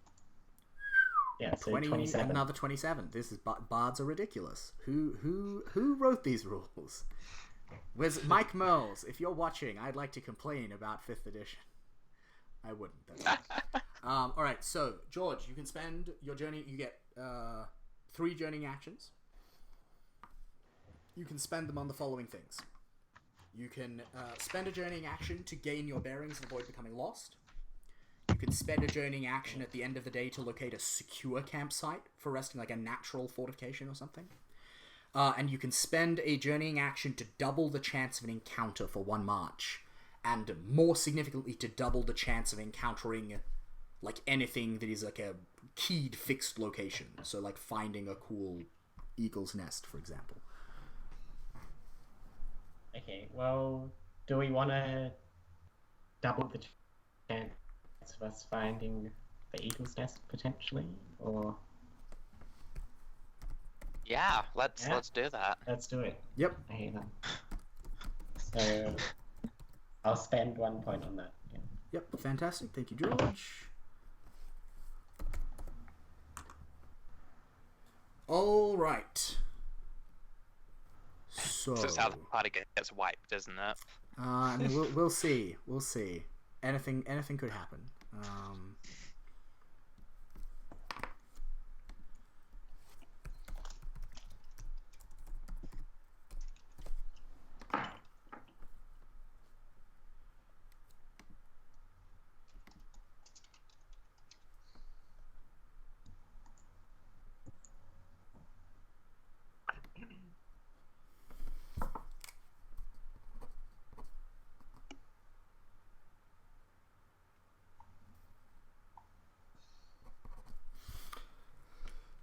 All right. So, the first you set off. It's slow going at first. Coming out, you've come down the ridge of this escarpment, and you camped at the foot of it overnight. And now out ahead of you, you see this kind of like broken, jagged field of like rocky outcroppings and little ridges. Like we're all Australian here. We've all got a common reference. You know when you go tide pool hopping on the East Coast, and you find those bits of rock that run out, and they've got like the little like sharp, like ridgy things in them that it's really annoying to walk over. Yeah. Everyone knows what I'm talking about. Yeah, like there's lines like that just running across this kind of stretch. There's these jagged peaks. It looks like a bad time. But yeah, kind of no more. It may be like 3 hours journey, probably less, ahead of you as the foot of this cluster of peaks. And you set off,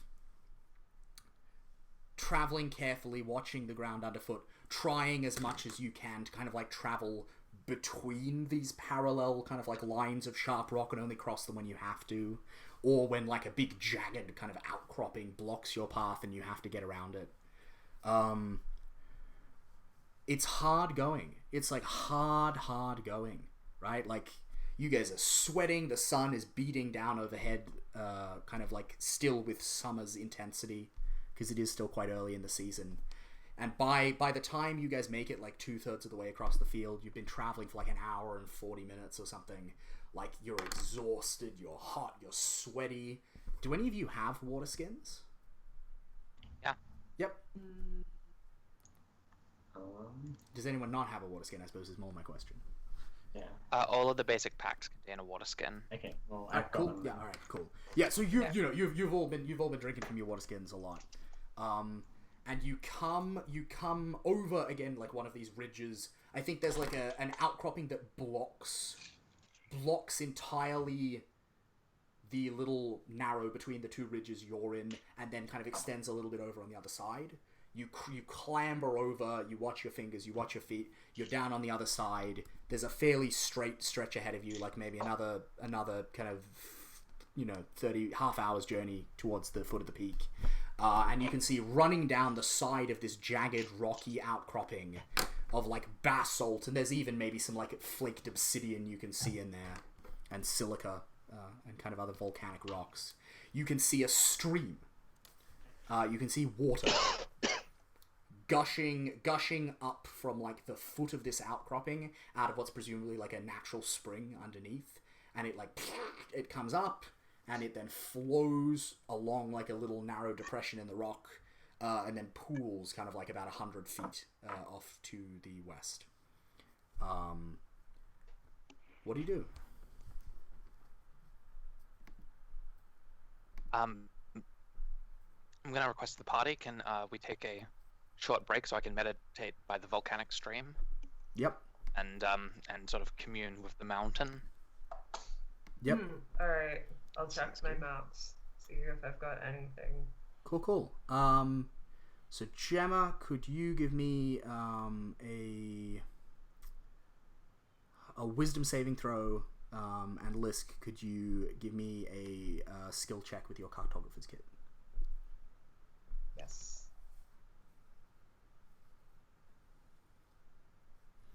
Nice. Okay, so I think yeah, like you've got your maps out, Shunmo, and you're like, you're adding like the detail of the day's journey onto them, and also kind of like looking ahead and considering your knowledge of mountains and mountainous terrain, and try to chart a path like up this cluster of peaks, because that's perhaps going to be slightly challenging.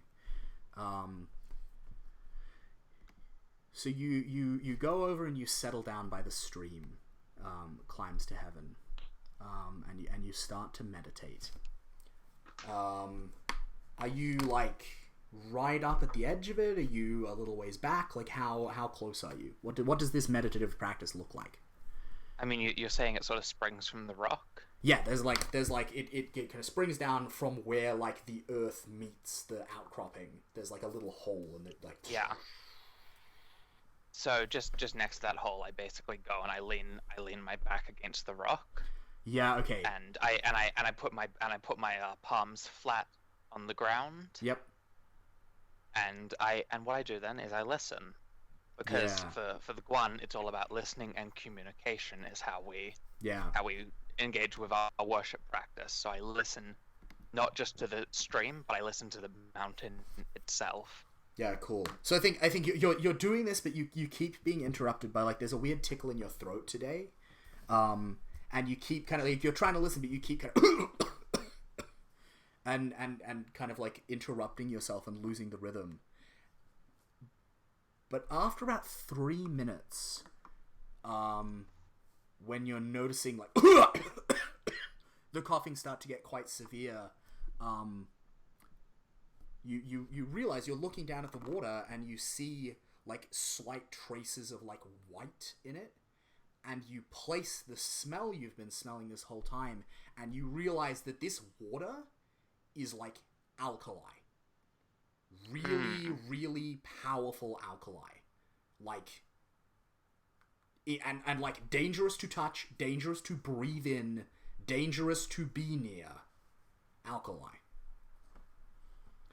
And the reason you're coughing is because like vapor is getting in your lungs, and that you probably should get out of here pretty soon unless you want to kind of like start doing some serious damage. Okay, so I guess I'm gonna let the party know that the stream itself is dangerous. Yep. And not to drink from it. Yep. And having said that though, I'm gonna fill up my water skin.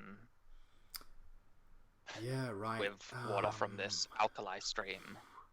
I'm just trying to think, like, will your water skin be able to hold it? I mean, it's normally, water skins are waxed leather, normally. They are, like, it's true. You're right, if it's really alkali, maybe not. It'll just, like, because when alkali reacts with, like, fats or whatever, that's where soap comes from, so it'll probably... Oh, okay. Ugh, that'll be disgusting. Never. Yeah. Never mind. Never mind. All right, fair enough. Oh, right. what I will do is Yep. I do have a ritual. I have a ritual obsidian dagger that I carry Yep. with me, and I'm just gonna wash it in the stream. All right, I'm gonna get you to make I'm gonna get you to make a dexterity saving throw. It's not gonna be very difficult, but to avoid getting any of the water on your hand as you do that. So like DC 10 dex save. That didn't help. Oh dear. All right. So you take 4 points of fire damage. As I think like you're lowering your hand down, and then there's like a burbling splash and like some change in the current deeper down, like a little of water, like a little burp of water comes up out of the hole and like splashes over your hand and like immediately starts to like chemically burn your skin. It's fine. The mountain is blessing. Yeah, the mountain is blessing you. That's what the pain means. Yeah, you like pull your hand away. But yeah, the dagger is anointed now. Neat. So this stream runs like between you and the mountain. It's not very wide, right? Like you can probably half step, half leap across it, but the ground is a little bit uneven. You're all gonna need to make a check to like safely cross over it, or you might fall and dip a foot in, which will not be pleasant, I promise you, unless you can think of some kind of ingenious solution. If I like put my staff in, how deep is it? What happens to wood when you put it in a really, really alkali solution, George? I don't know. Yeah, I mean, you're the chemist in the group. I'm going to ask you these kind of questions. Someone Google it for me. Effects of alkali on wood. I'm going to guess, you stick your staff in, and you find it's maybe like a 1.5 feet deep at the deepest point. Most of it's like maybe 9 to 12 inches. But like that's enough to submerge your foot, and that would be enough to like be pretty fucking bad. And I think like when you pull your staff back up, like the bottom part of it that was wet is like eaten away and like pockmarked. Yeah. By the alkali. Could I like use my staff to like vault over it slightly? To, like, I think you absolutely could. easier, I think you absolutely could do that, George. You absolutely could do that. Can I do that to get over? Totally. And Can then you? I'll like check. Yeah. Can you give me an acrobatics check with advantage? I'm going to say DC 12. Ah. All right. So I think. 11. Yeah. So I think you go. You take a couple steps back. You plant the butt of the staff in like a little hollow in the rock at the edge of the stream. You take your run up. You launch yourself, and that pockmarked bit of staff at the bottom, the lower foot, snaps. And you go tumbling down, and you catch yourself on the bottom of the stream to make sure that your head doesn't smack into the rock. And so you just feel both of your forearms and your hands just like start screaming in pain, and you like quickly like pull yourself out and like flail backwards. And you, my dear George, take 6 points of damage. As like, and like the skin all along your arms is like pocked, and there's like little weeping sores starting to form, and it's like red. The disgusting thing about alkalines is when you touch them to your skin, right, it feels all nice and soapy, and you're like, oh yeah, that's nice. But when you actually like look into it, it's actually converting all the oil in your skin into soap. Oh, that's disgusting. Yeah, so there's like little white suds like rolling down off your arms. Oh, that's awful. You recoil from the bank. Jen. So before anybody else sort of makes a jump, I tell the story about the little bird in the mountain stream. Yeah. And it's a cautionary tale. So I give the other two members of the party who have yet to jump, I give them both bardic inspiration for this. So George is still on your side of the river, right? Like he hasn't made it across. Like he was just still on our side. Yeah, he was vaulting. It snapped. He fell forward. He would have like smashed his head on the rock, and he caught himself in the river, and then like recoiled backwards. I mean, it's like insult to injury. Yeah. I'm not gonna give bardic inspiration to George's character though, because that's not the way of the mountains. Yeah, prodigal son got punished because that was the mountain's will. What can you do? Yeah, exactly. So the other two have learnt, I hope, from this experience and have some bardic inspiration die. I thank you. All right, I've been limping for about a day, and I was just hoping if someone could heal me, that'd be great. Josh, every time you take a long rest at night, you regain. Okay. Oh, I didn't. That's fantastic. Yeah. Never mind. So Let me just reset my hit points. Yeah. Yes, you do. Yeah, and so every time you stop for the night, that's a long rest. Sweet. Yeah. All right, so I I need from everyone an acrobatics or athletics check to cross this little stream, this alkali stream. I'm gonna. If you fail, you will make it to the other side, but you'll also take damage. George didn't make it to the other side because he got to roll with advantage for a clever idea. What? Oh, It was greater risk and greater reward, George. Oh. Like you got to roll with Is that advantage. I have advantage. No, I mean, do you want advantage? Oh Josh? my gosh. How'd we do? Min-max much? Min-max? Oh, Ji-sung. Okay, Oh, wait. my boy. Oh no, that's a 1. I don't know if that counts for anything in checks, but remember you can roll yourself the d6. Yeah, you can roll that d6, Ji-sung. Might make it to a 10, definitely which might roll. not be horrible. 96.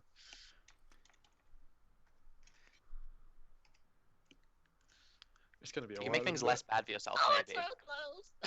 it? So 6, I don't think that's good enough, Josh. I think that's still gonna be like a natural 1. Okay, so I Yeah, think no, it's fine. I think okay, so here's what happens.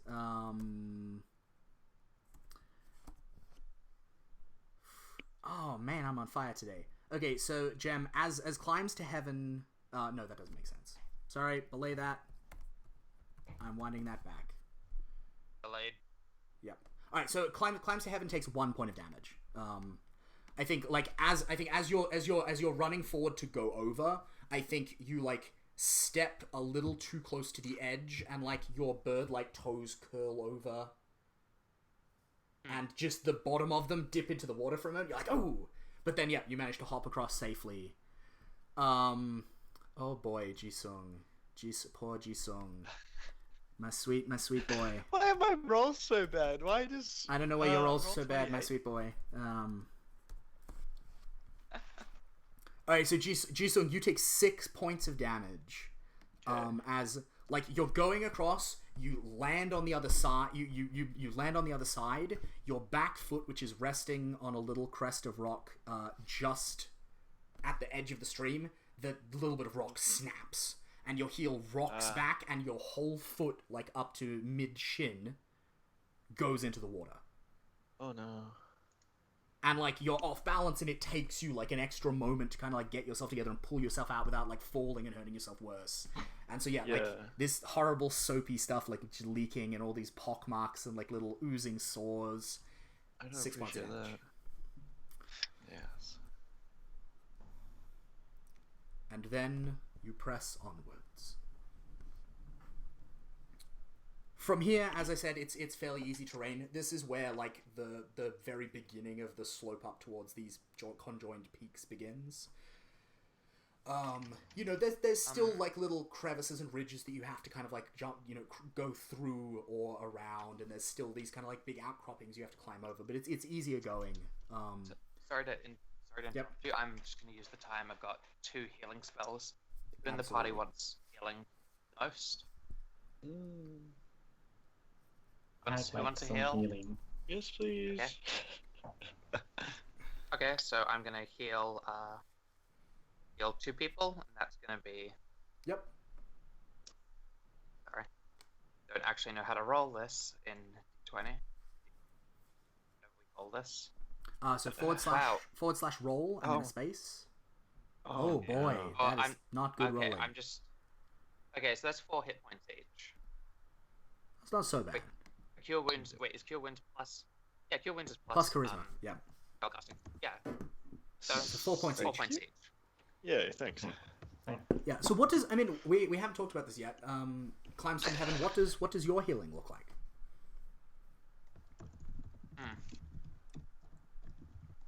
I'm imagining like something fairly like traditional like Chinese folk medicine-y, right? Like so like either like a paste made from like supernaturally powerful bits of animals that is rubbed on, or just like wafted smoke, maybe.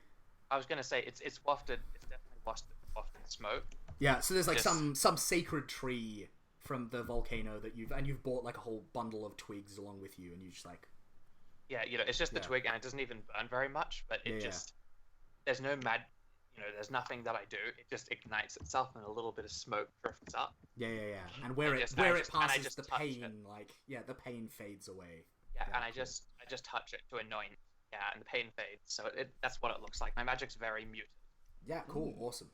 All right, so you guys are heading up this final slope towards the mountain, and you start to see bones. And then you in fact you come over like a final little one of these like ridge like outcroppings. You climb over the top, careful not to hurt yourselves and not to cut yourselves on the sharp top. And you turn around and there's just like a bone field in front of you. Bones of animals, bones of people, bones of some quite large animals, all of them just shattered and broken as if they'd been dropped from a great height. and you can see all of them, the marrow has just been, like, picked unevenly clean.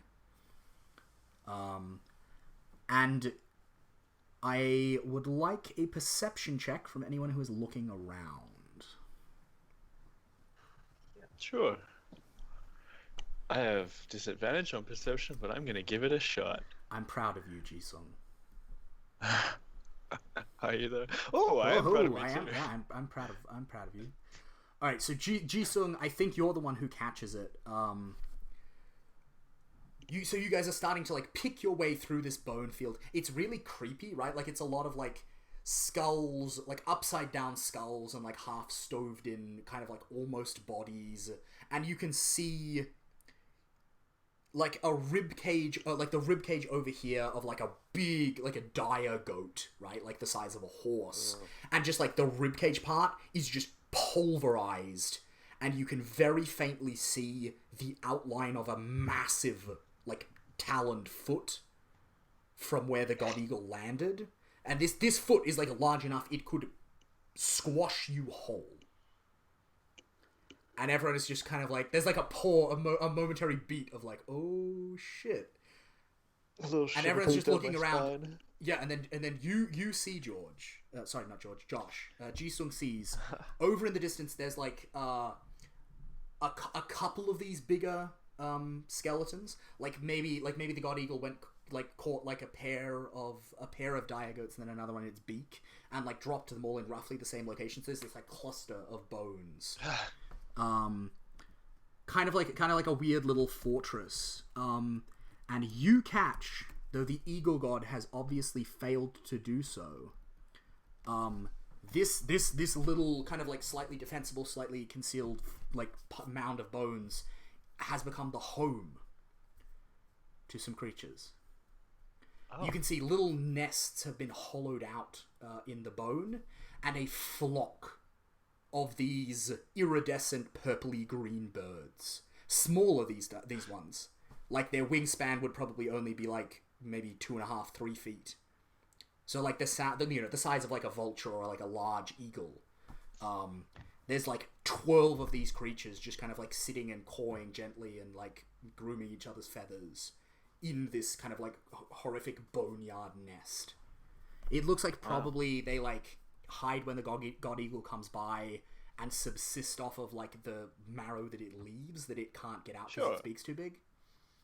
So I motioned to, like, stop the party. Yeah, it's maybe about 100 feet away. They don't seem to have noticed you yet. But yeah, there's 12 of these things.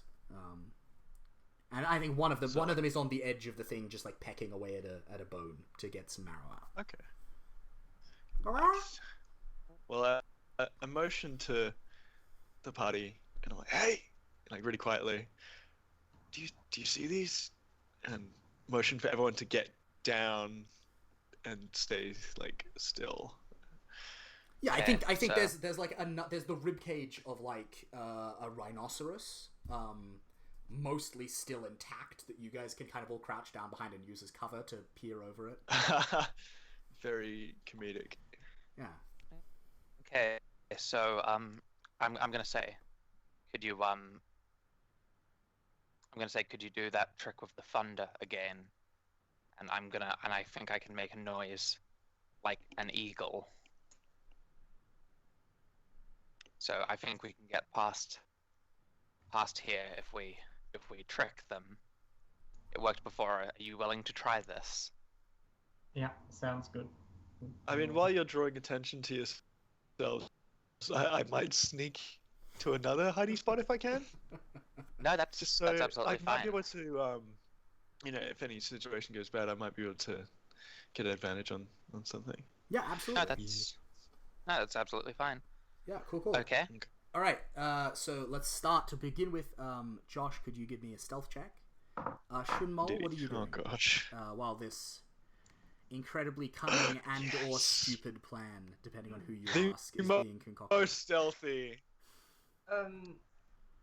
I feel like I'm sort of a tank in this situation. I'm not really. No, I'm terrible at stealth. I don't know. Yeah, so you're just hanging back with the two people who are going to be making noises in case it provokes them instead. Yeah, and definitely. Violence ensues. Yeah, it sounds like a solid plan. Yeah. All right.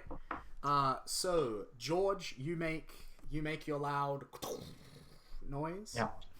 And I make the primal screech once more. All right, cool. Gemma, can you give me deception with advantage?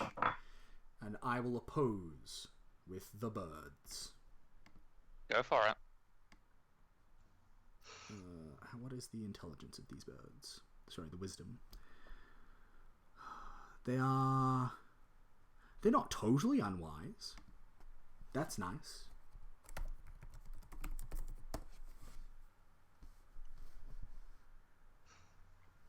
I take it back. I take it back. Yeah. So yeah. We So don't normally once, have threats. yeah. Once again, there's like the sound of the thunderclap, and then the sound of this like horrible shrieking bird, and you guys have like an upfront view of these creatures as they just like fucking scatter. Like they're up in the air in an instant, and then they just disappear. They like find every nearby crevice and cranny that they can, and they just like hide. It's probably not gonna last for long. So I think I'm gonna get athletics checks from all of you to see whether you make it across the bone field and out of like their territory before they realize that the God Eagle isn't actually here. So I think we're gonna say like difficulty class of 15 to like be like totally out of their territory, and then like if you guys can do better than say like a 12, then only a couple of them will catch you. I think roll So, broken today. Since I'm moving fast and kind of jumping bone to bone, can I have that as an acrobatics check? Acrobatics is also valid if you guys want to do that. Okay. Cool. All right, and then Shunmol. There's one more roll. Shunmol. Yep. Oh, like I'm doing an athletics check. Athletics or acrobatics? Oh, is your acrobatics. Yeah. Okay, definitely athletics. Sorry. Oh shit. Okay, let me see. Okay, so you guys, I think you guys like you're sprinting across the bone field, like at full speed, but trying to still be like not too noisy because the sound of 4 human feet crunching through bones is not going to sound a lot like a God Eagle. Those are quite different sounds. I think I just end up doing a kind of stage dive across the bones. I think you step wrong. You like a bone goes through your boot and into your foot, and so like as the rest of the group is running, you're like limping at like half speed, and like you know the poison feather birds are like starting to like stick their heads up out of crannies and like regather as they realize that like that wasn't a God Eagle, what's going on? And so like you manage to make it like nearly to the far end of the bone field, and you like you make like a leaping dive, but I think one of the poison feather birds is close enough that it like swoops down and tries to attack you before you make it behind the outcropping and up onto the slope and into safety.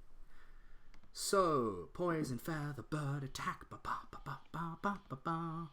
Attacking with his beak, ba ba ba ba. Gonna beat you to death, ba ba ba ba. No, it's not. No, it's not. Yeah, so I think one of them. I think one of them actually has hidden behind the top of the outcropping that you're all hiding behind, and so it sees you coming and it's like, and it like swoops down to get you, and like pecks at you, but it pecks your back, and like it just like pecks your chainmail and nothing happens, and it like flaps off ungainily, kind of like dissatisfied, to join the others as they all settle back down. Because I think actually your running has like broken a bunch of bones into smaller bits and exposed new marrow, and so all of them are now settling down and like pecking and like licking and trying to clean out the marrow. Delicious. Nicely done. Nicely done. So you're now at the foot of the mountain. The mountain lies before you. I think I'm going to get an athletics check from whoever is like leading the climb to see how quickly you guys are able to make your way up the mountain. Because it's not going to be an easy journey. I'll lead the climb. All right. Give us was it? give us athletics, please, Josh. Athletics. Oh, I'm gonna I don't have any bardic inspiration left. Sick. We're good. We're good. Very nicely done. And then We good. if I just quickly check. All right, cool. So we're a high of 18. Very nice. Yeah. So it takes like only 2 hours, which like given the height of this mountain is pretty good. You managed to find Jisung like quite a natural like ridge in the rock that you can follow most of the way up the mountain before you guys actually have to start like kind of climbing properly. And yeah, you guys managed to make your way fairly easily until you're just below this fork between two peaks, in which you are now close enough to see, this like massive nest has been built.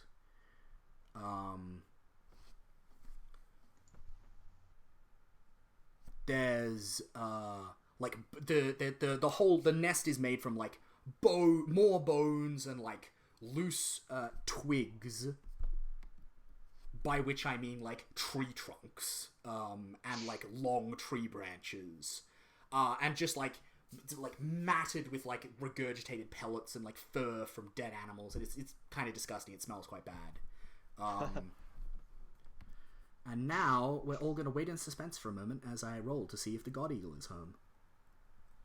Oh, I just have a question. Did we get experience from our evasion of the... You absolutely poison will. pepper You beds? absolutely will. I think we'll do it in your next long rest. Okay, sure. All right, so I get so experience hungry, I just... yeah, so you guys can see there is no sign of the God Eagle. You'd be able to, even from your position, like if the fork, there's like, you know, the mountain rises up and then it like forks off into one here and then up here, and you guys are like maybe 50 feet down, looking at like a climb up towards the nest. Even from this distance, you would be able to see the God Eagle like standing chest and head and shoulders and head out of the nest. Like it's, based on the scale of this nest, this thing is fucking massive. And there's no sign of it. The God Eagle is not at home. So, what now? Nice. I feel like we haven't really planned up to this point. I feel also like your plan was a little bit lacking in detail about We're what just to like, do. let's go loot a giant bird Let's nest. get to the bird nest. Nice. That's the plan. Can And we then see what happens. So, Can George, we see like in the nest? not Can from we see, not from down here. If you wanted, someone could try and climb further up the main peak of the mountain and look down into it. Yeah. Does anyone want to do that? Yeah. Does anyone? Maybe we should take a short... Maybe we should take a short rest here first. That is absolutely an option I have. I am putting it out there. With every not moment that passes, but with every like chunk of time that passes, there is a chance that the eagle will come back. Alright.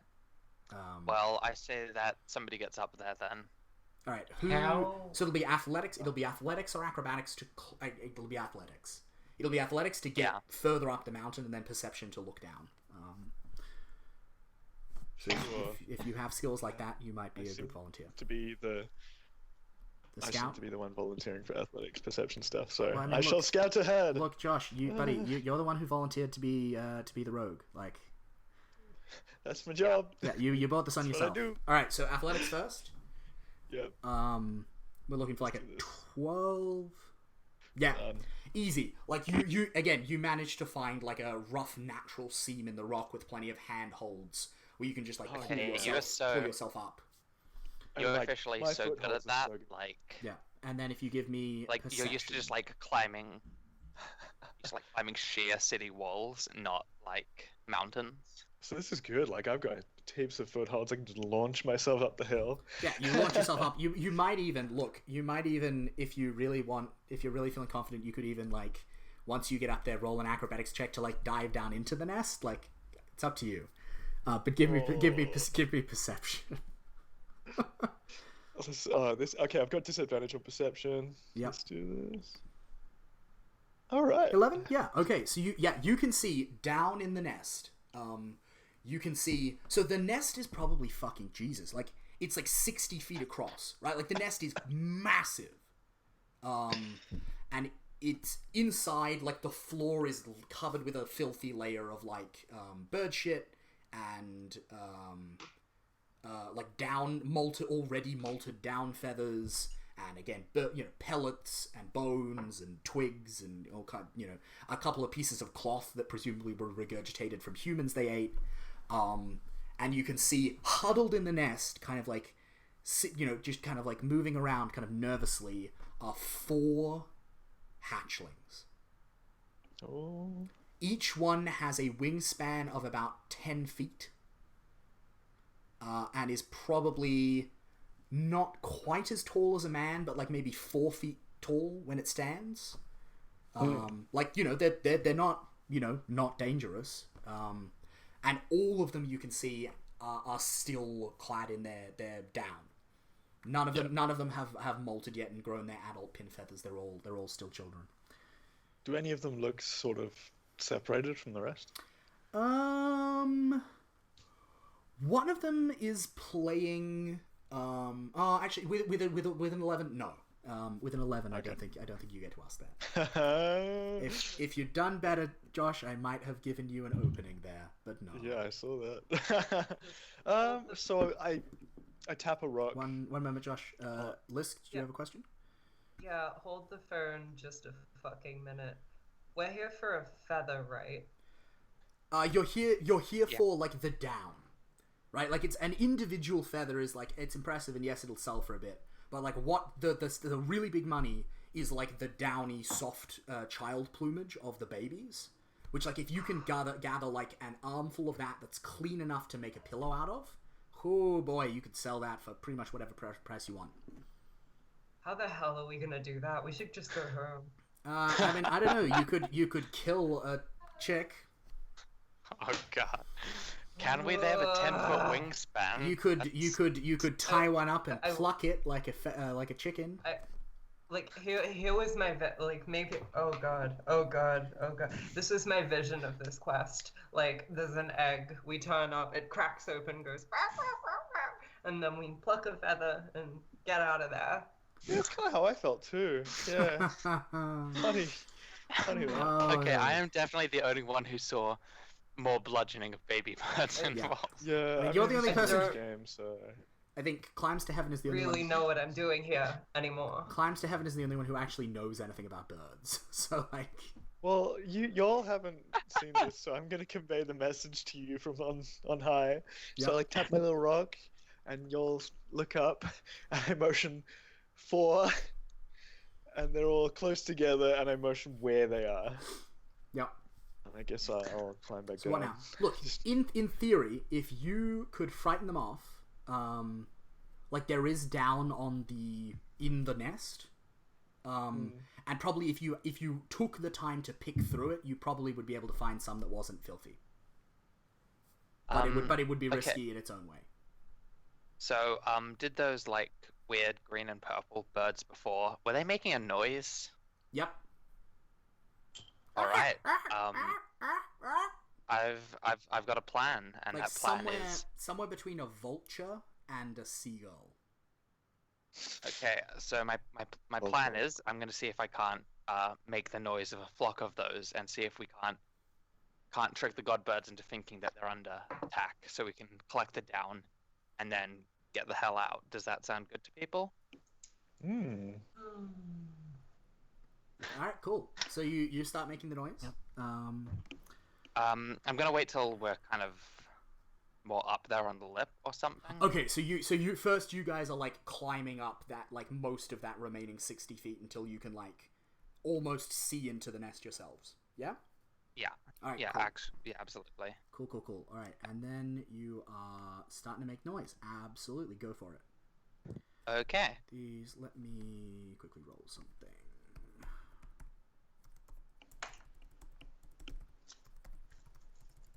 How smart are godbirds?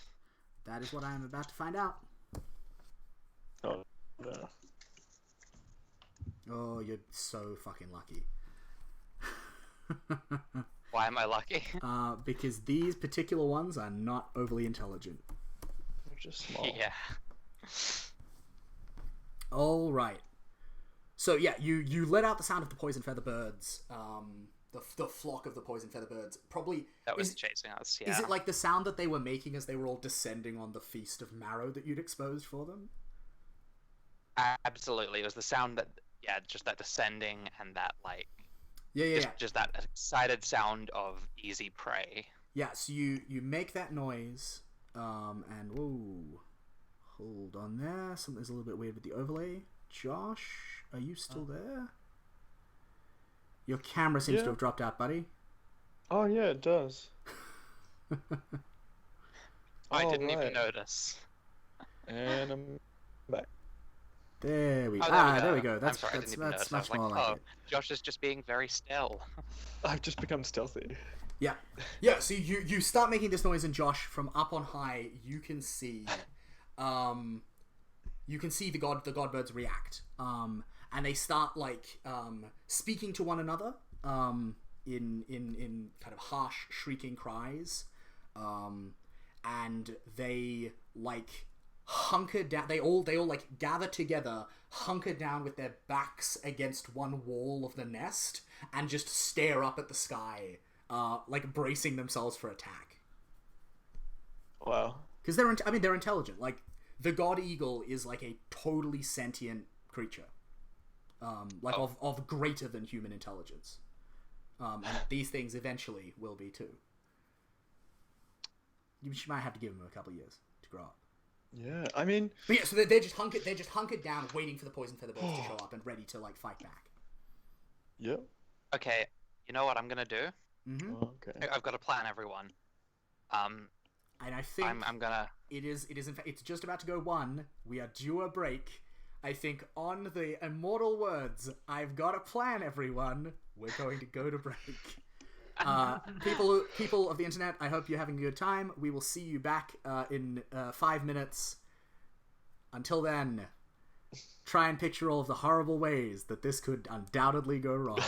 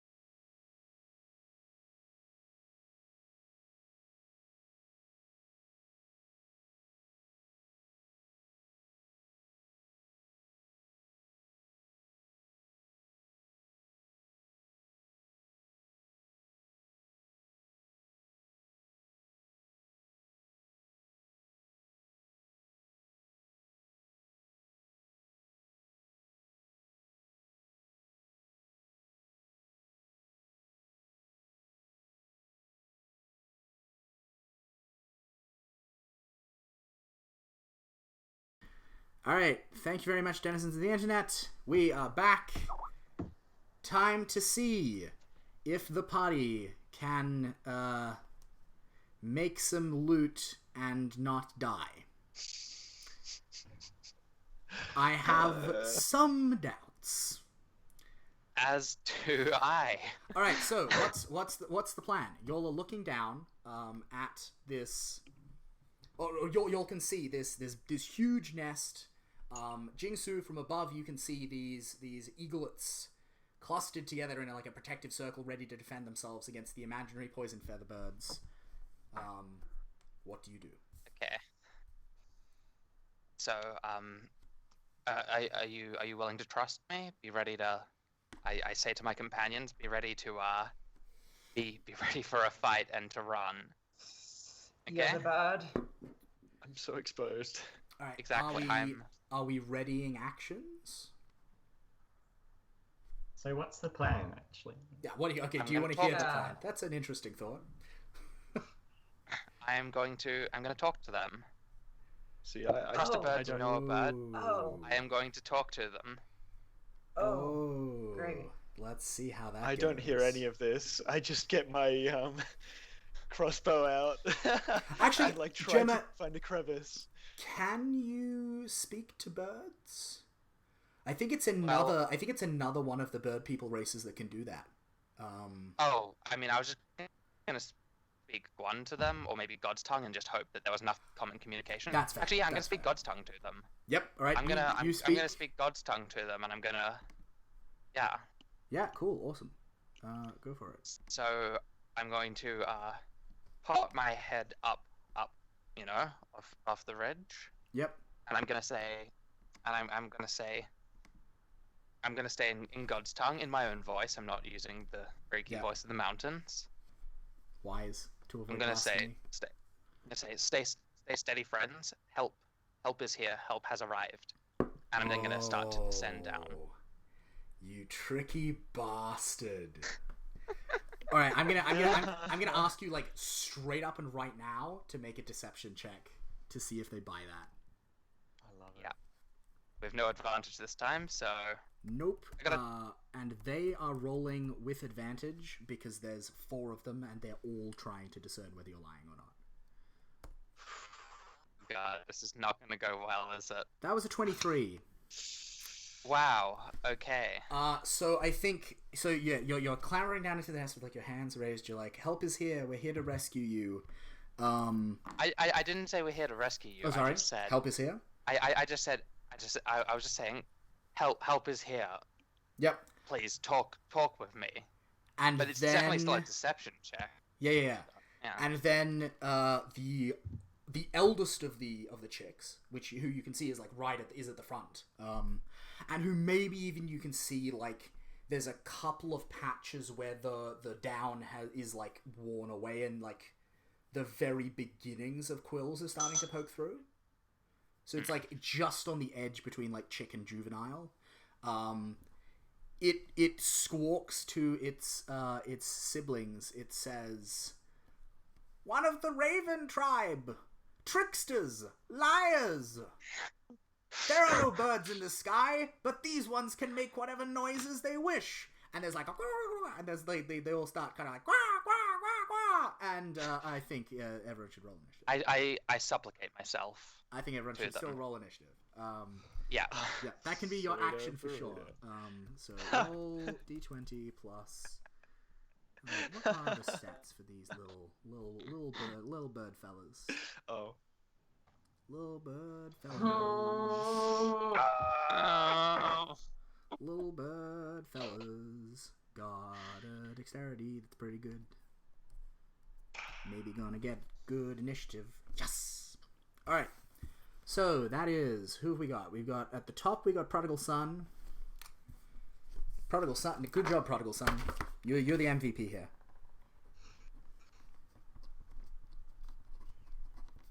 Prodigal Son. Then on a 15, we have the God Eagle Chicks.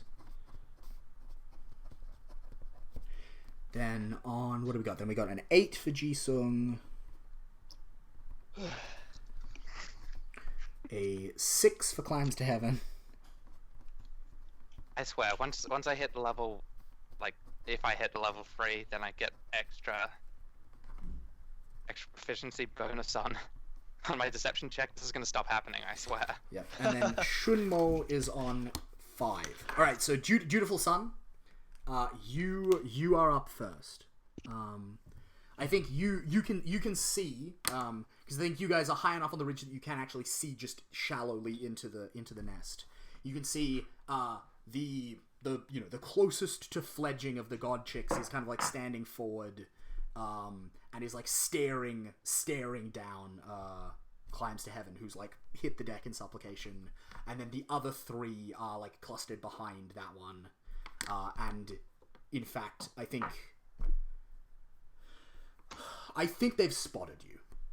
These things like have very good eyesight. I think they've seen the 2 of you who are near the edge of the nest. Could you give me a stealth check, please, Jisung? Yes.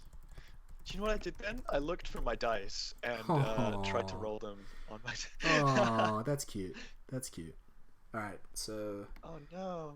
They are rolling with advantage because they are eagles. And so then let's try that again. Alright, so they get a 23. Yeah, so, and they spot. One of the ones at the back is like, another worm! And like points with one like wing up to where you're hiding. So, yes, Prodigal Son, this is what you've just seen. What do you do?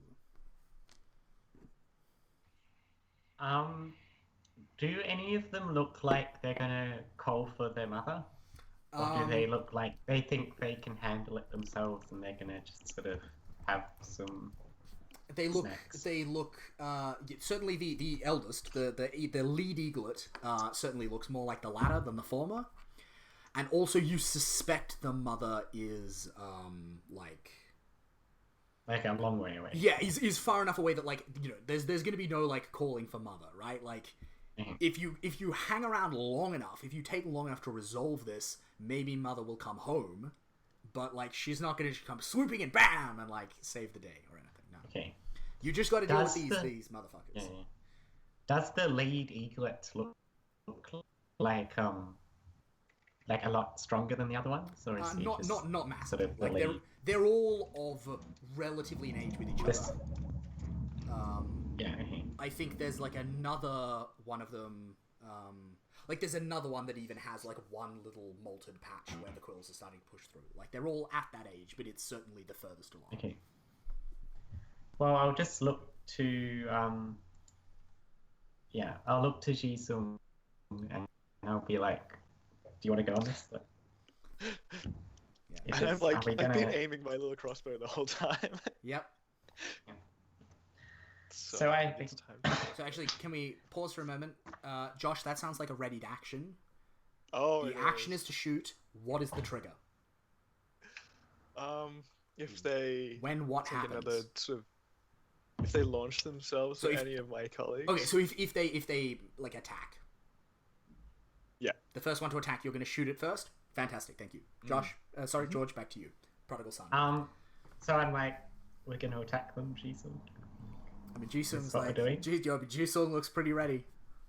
Okay, so and then I'm gonna the one that's sort of standing up, the eldest one, and confronting. Yep. I'm gonna like just Eldritch Bolt. Nice. All right, and we've never seen you do this before. Okay. What does your Eldritch Bolt look like? Or and here's the other option, George. Or would you like me to tell you what the Eldritch Bolt of the Forgotten Goddess looks like, and you can take that as a clue? I'll tell it's you. Up to you. I'll tell you what I was thinking, and then you might be able to elaborate. Okay. I was thinking it's definitely the projectile itself is definitely like a diving cormorant. Oh fuck yes! Fuck yes! It's definitely like a black shadowy diving cormorant. Yeah, sort of awesome shape. And I think maybe like I have like my staff or whatever, and like there's something perches on the top, but it's just sort of it's indefinite. You can't really tell what it is. Yeah. And then I sort of swing my staff around, point it forward, and then it solidifies more and sort of streaks forward. Yeah, fantastic. Yeah. You like swing the staff down, and this like black shape like unfurls its wings, and like the feathers and the beak gleam like bone under sunlight, and it like whoosh over. Fantastic. Roll me an attack roll. Let's see if you hit this eagle. Yes. Yes, you do. Yeah, so if you then just hit on where it says Eldritch Blast underneath, it will roll your damage for you.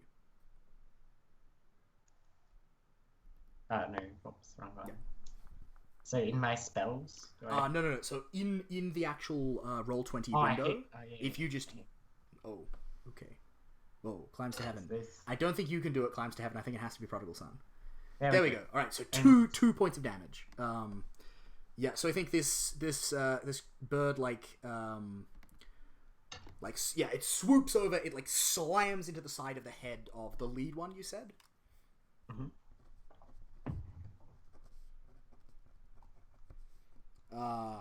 Yeah, who lets out like an undignified squawking noise, and then immediately looks kind of like even angrier that you've like embarrassed it in this way. And yeah, it's like knocked a bit, but doesn't take any serious damage. You still have a move left, and you still have a bonus action. Yeah. So, as my move, can I just... What's it called? Is it like fortify position, or like where you stand still and you... You take like a defense? Is that a defense? But is that a main action? That's an action. That's an action. To dodge. Oh, okay. So to dodge is an action. Can I just like try to get some more distance if I can while staying on the ridge? Yep. So you're just backing up. Can I actually go prone and just be just peeking duck over underneath the ridge? Yeah. Yeah. Absolutely. Okay. All right. Cool. I think that's your turn. The God Eagle chicks. Yeah. So the oldest brother, steps forward, and like glares down at you. Climbs to Heaven, and squawks, "I will deal with this blasphemer. Siblings, kill the others!" And they begin to move. Now, here is your great fortune. None of them have fledged yet, which means that none of them can fly. Because that is how birds work. Oh, good. They can just waddle. So the other three waddle over to the edge of the nest. Well, they don't waddle. They like stalk over, like with their beaks like snapping at the air, over onto the edge of the nest. Where they can see Shunmo, and then they hop down and they start pecking at Shunmo. Fire! Yes, which means Josh. Hold on, here's my sword. Which means that Josh gets to immediately activate that ready to action. Josh, which one are you shooting? The one attacking. They're all attacking. Well, actually, no. Two. Oh. I think two of them. One of them is attacking. Another one is hanging back, and a third one is like looking around for George. I shall just because they knew it knows there was a second worm here somewhere. So you're shooting the one that's attacking. Cool. That's middle sister. Yeah. Do I should have advantage, shouldn't I? So that means I get a sneak attack. Should you? You're not hidden. They know Why? you're there. And you don't have an ally.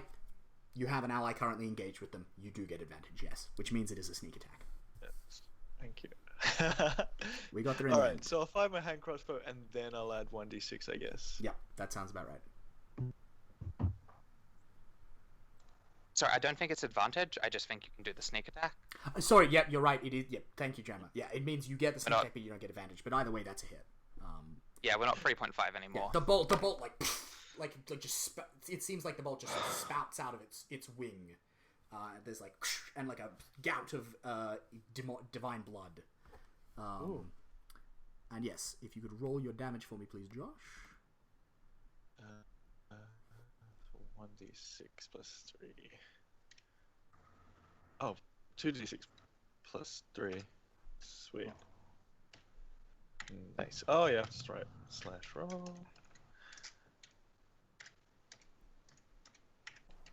Magic. It is indeed magic. For everyone's future reference, right? Do you see where it rolls the attack? The bit at the bottom where it the bold at the bottom where it says the name of the attack. If you click on that, it rolls the damage for you. Oh, cool. So you can just do that in roll the and then future. hit the All right. So but that was 10 points of damage, which nice. Yeah. So middle sister lets out a startled squawk. As a crossbow bolt like sprouts out of one of her wings, and blood sprays out, hot, steaming blood. Nice. And she pecks at Shunmo. What is her attack bonus? Oh, she makes 2 attacks. Ooh, watch out. Oh, god damn it. She attacks with her beak and her talons. Shit. Actually, no, she doesn't. That doesn't make any sense. She just attacks with her beak, and she gets a 7. So she pecks at you, and like it hits your shoulder, and it would have been pretty serious, but your chainmail is in the way, so like you get a little bit bruised, but no real damage. Okay, great. That is the end of the eagle. No, George, could you make a stealth check, please? To see Stealth if you check. remain hidden from the watchful eyes of middle brother. Oh, natural 1. So, No, I'm not even gonna roll. You do not. Middle brother sees you. Yeah. So middle brother is looking around and then finds you and then like hops over to where you are and pecks down at you as well. And meanwhile, youngest sibling is just there, like perched on the edge of the nest, looking kind of hesitant. Is it 20 hit on you, George? yeah. All right. Cool. Okay, so you don't. It's not going to be too bad. You take 9 points of damage. That's the maximum they can do. That's Well, as bad I'm as it's gonna down. get. Oh no! All right. So it just pecks at you, and like it pecks like into your chest, and like the beak just goes into like into your lung, and suddenly like. I'm still stable. I'm on 0. So.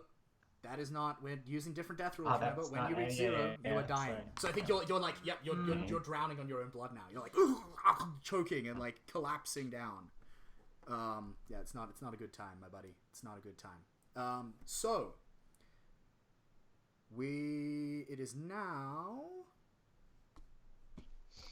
Jisung's turn. Jisung, what do you Okay. do? Reload. Fire. Yep, you're firing again. Cool. And Yeah. who are you going for? The same one as before? Because Yeah, I middle wanna sister's finish looking that one pretty bad. Oh, okay.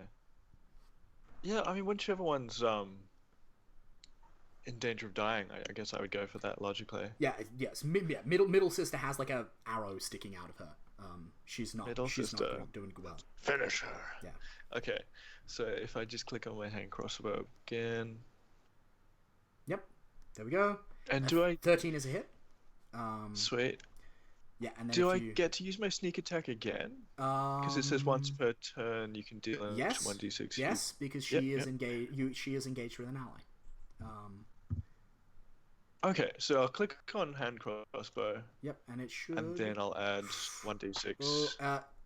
It's. Yep, and then roll the 1d6. That is Beep. weird.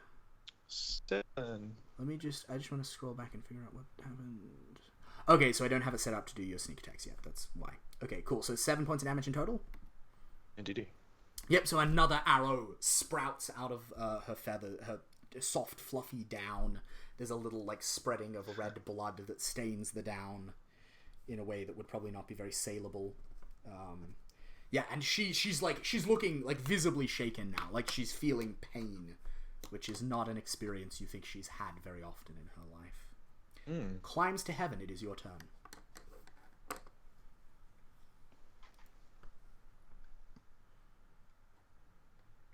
Jem, we're not hearing you. Are you muted? I just realized you're not hearing me. Yeah. I'm going to start by using my talk action to talk to the bird in front of me, and I'm Yep. going to say, no more. There need be no more harm done to you. We're just going to collect your down. Leave us be. All right. Give me. And is there Oh man, like, give me etiquette. etiquette? Yeah. At like. Oh, I don't think I sorted that. I don't think I sorted the extra stuff out. In that case, it's just charisma. Give me a charisma check. And Yeah. it's gonna be opposed by this thing's charisma score. Like, it's gonna make a charisma check opposite you with advantage because you Is it not a persuasion check? I don't think it is, because persuasion. This is, I think, where I'm going to draw the line in setting, right? Persuasion requires that you be equals. Okay. Cool. If you're speaking, noble, like mortal to noble or mortal to god or something, or mortal to spirit, it has to be etiquette, because you're not. There's no equal grounds on which communication can take place. It has to be the proper forms. Okay. Cool. Well, that was a 10. Right. Cool. That was alright. And let me just quickly determine what this thing's charisma is.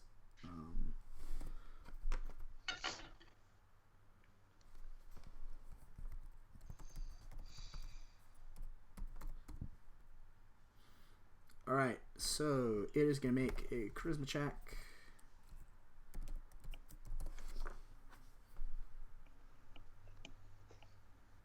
It got a natural 20. Okay. wow. Yeah, so it is like completely unmoved. It like takes another threatening step before you and it's like, thieves, trespassers, blaspheming mortal, you insult the name of the mountain gods. Yeah. And I respond and I say, "You are no true mountain god," and I cast vicious mockery. Yeah, that's pretty. That is pretty vicious. I agree. And that's a wisdom save, Gemma. I serve. Yeah, it's a wisdom save. I serve the true mountain gods. /roll d20 plus 3. That is a 9, which is not a success. It fails. It fails. So it takes 3 psychic damage. All right. So it like shakes its head like there's like a some kind of bug or insect like getting in its face. Yeah. And that's gonna have disadvantage on its next attack. Okay. And then, is it adjacent to me or? Yeah, I would say so. Okay, well then I am not gonna move. I am going to stand, and like, I am. It's like it's getting close to you. If you want to move back, you probably can. Like I'd give you that. Yeah, I'm gonna move. 35. You know what? No, I'm gonna stand here, and I'm gonna. Are you standing up from prone? Because right now, you're kowtowing. Yeah, I'm. Yeah, I'm. Sorry, am I what? You're kowtowing, right? Like you've hit the deck. Oh no, I'm no longer hitting the deck. I stand up when I stand up when I call the false god. Alright, yep. So you've used and half. I stand half I your stand movement. firm before it. Yep. So you use half your movement to do that. Yep. And cool, I stand. Yeah, and I stand firm before it. Awesome. Shulmo, it is your turn. Yeah, so this big ass giant eaglet is like in your face, like trying to peck at you through your chainmail and like rip your guts out. Okay, I want to stab my longsword through its neck. That sounds like an excellent plan to me. So on your character sheet, if you find your longsword... Sorry, just your smile when you were saying that. Yeah, on your character sheet, if you find your longsword, just click it, and it should do some Roll20 magic. Nice, that is a hit. So if you then see where it says, in bold, it says longsword below the rolls? Like there's the box, oh, yeah, that's got the numbers in it. So if you click that, it should roll your damage for you automatically. 5 slashing. Ho ho. Yeah, so you rake like a line across Middle Sister's throat. That like bright blood wells up out of it, spreading through the down. She is like frightened. There is fear in her eyes. She has never known pain before. Certainly not pain like this. This is mortality. Like, what is this?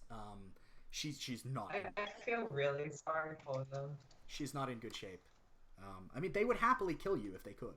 If that makes you feel less bad. Yeah, I'm aware. All right, Prodigal Son. Okay, so it's Prodigal Son's turn. Nothing happens. So Prodigal Son, just to go over Death and Dying rules again, so everyone understands. Prodigal Son is dying. If someone spends healing on Prodigal Son will immediately make a saving throw to see what happens to him. If an enemy attacks Prodigal Son will immediately make a roll to see what happens to him, but it will be bad.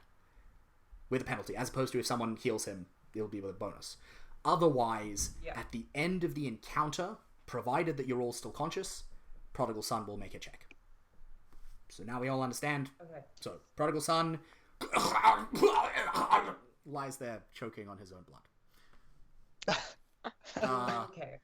God Eagle chicks. Alright, here we go. So, middle brother sees that middle sister is in trouble and like hops, scampers away from Prodigal Son's unconscious body to join middle sister, and then both of them are going to make attacks on you, Liska. Okay.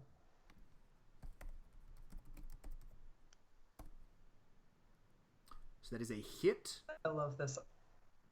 and a crit. No. Oh boy. This might not be the end. Alright, so you take 5 points of damage from middle sister as she like desperately pecks out with her beak. I think she manages to catch you like on the upper arm. Like you've got your sword one-handed, two-handed. One-handed. Yeah, one-handed. Yeah, so like, I think she manages to catch you on your sword hand, like up in here on the bicep where the chain doesn't cover, and like rip out like a chunk of flesh for 5 points of damage. Yeah. And then It's where the chain doesn't cover, because if you'll see my picture, I'm not particularly well covered. and then middle brother, while you're distracted by that, comes in and just like fucks you up for 9 points of damage. Oh. Just like I think his beak comes into your neck. You're unconscious, you're dying.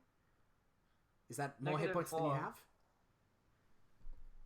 Yeah, you don't worry about tracking negatives. Yeah, his beak comes in, it like rips into your throat, and just like blood starts gouting out, and you collapse on the floor. And then eldest brother is attacking Climbs to Heaven with a total of an 11, because he has disadvantage, which is, I'm guessing, not a hit. Not a hit. Not a hit. All right, so that is the God Eagle turn. Youngest sibling is still like hanging back on the lip of the nest, just looking very confronted by all of this violence. Aww. And not really wanting to get involved. Jisung, it is your turn. Fire. You can see middle sister is fucked up. Like, Yeah. she's Finish not her, in good shape. hopefully. Or you could support me. Yeah. I think because I can't tell much from where I am. All I know is that I'm really hurting her. Yeah, you can tell that she's badly off. You're not going to get the sneak attack this time because your ally is now unconscious. True. Alright, let's do this. An 8 is not a hit. So you shoot. No. You shoot. I think just as middle sister like goes in for the attack, and so the bolt like, whizzes past her and like shatters against the rock. Bummer. Climbs to Heaven. It is your turn.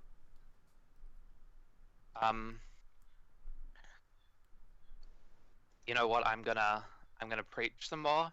Okay. But rather than preaching at the bird in front of me, I'm going to say, "See, this is what will happen. This is what you have wrought, false god." And I'm going to say, and I'm going to direct my fury and energy towards middle sister. This is mortality, right? This is mortality. Welcome to the world of the living. Nice. All right, cool. Go for it. Okay, so DC 13. Yep. Potentiality of 1 damage. Ah, that's a shame. It is. All right, so she manages to resist. I think she's just too frightened to pay you any heed, really. That was your action. What would you like to do next?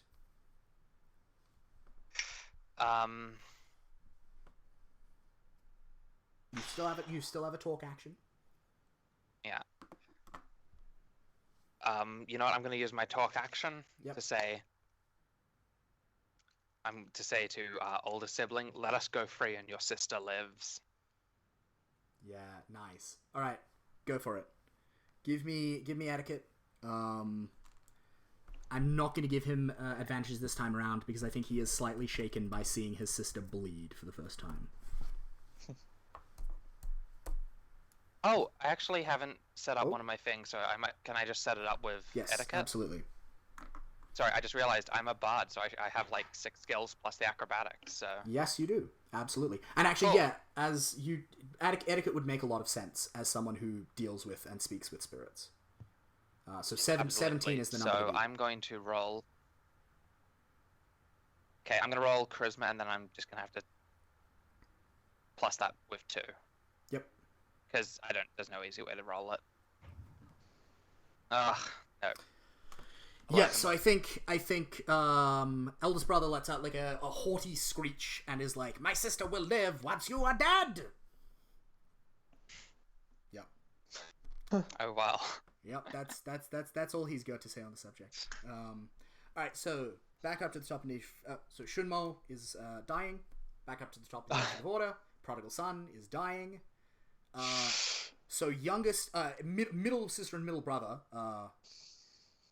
who've both successfully dispatched who've made dying the members of the party who are dying.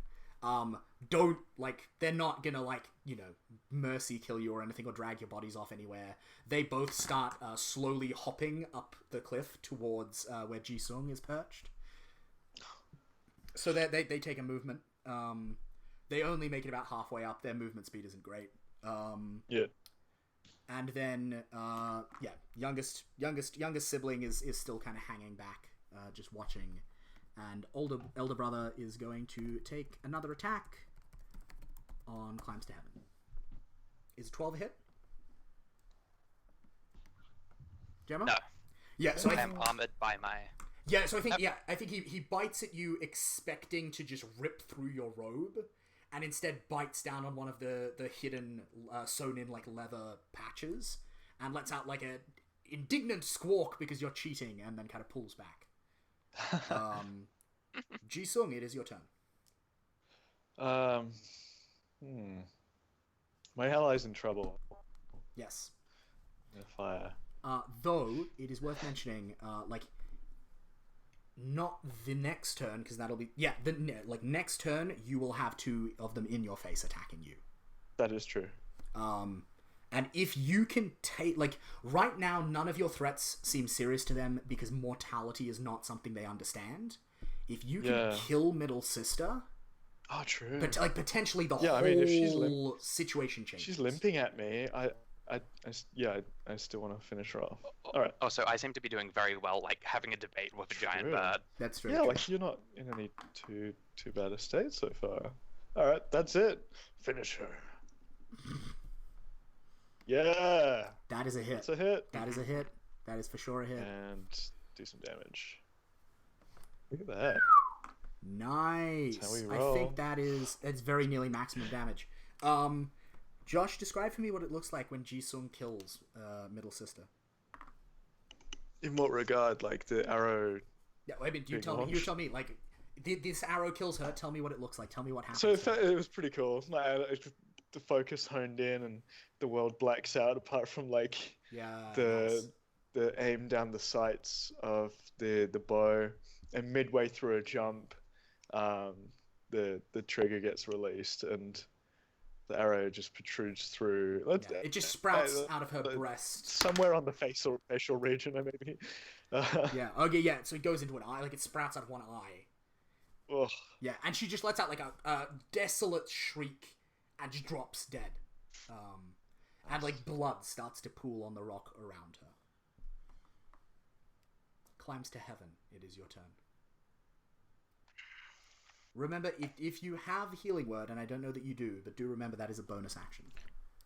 Oh, I used all my spell slots. Ah, you did. That's right. I used all my spell slots getting people healthy earlier. We're learning some valuable lessons today about spell conservation. Actually, question for the future. Can Yes. I say I'm being attacked by a huge ass bird, can I Yes, just hypothetically. lay on hands? Yeah, can I lay on hands, heal someone, and stab the bird? No, because both of those are actions. So each turn you get an action, a bonus action, and a movement. Okay. So you can heal someone, or you can stab the bird. At higher levels, you will probably be able to heal people and stab birds. We'll see. Yeah. Okay.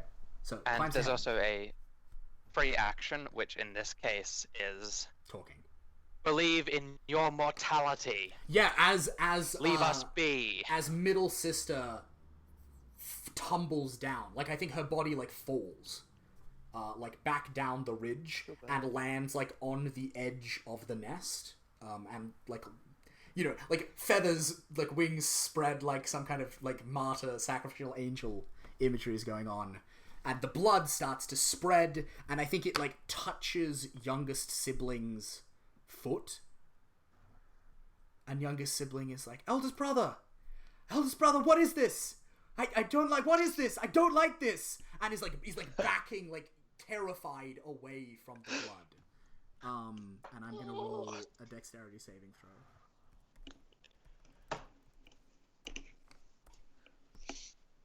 And thankfully doesn't fall off the edge of the nest.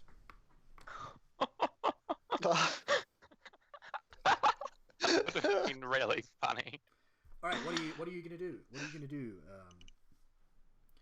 Well, isn't that an etiquette check that I just made? Sorry, what was it? It was believe in your sister's mortality? Or whatever it was you said? Yeah, I said believe in your mortality. Yep, Leave right. us be to conduct our business. I will give you advantage. Leave us be. Believe in your mortality. I will give cool. I will give you advantage this time because like you are definitely like there is a reversal of power here, right? Like you are now in the position of power.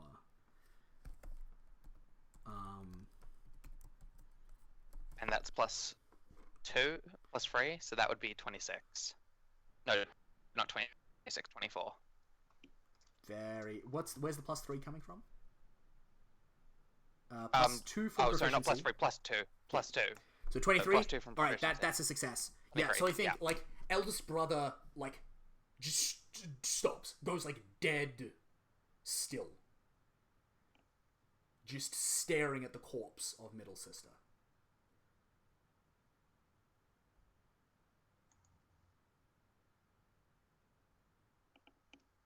And you can see both, like, the most, like, profound rage and fear in his eyes.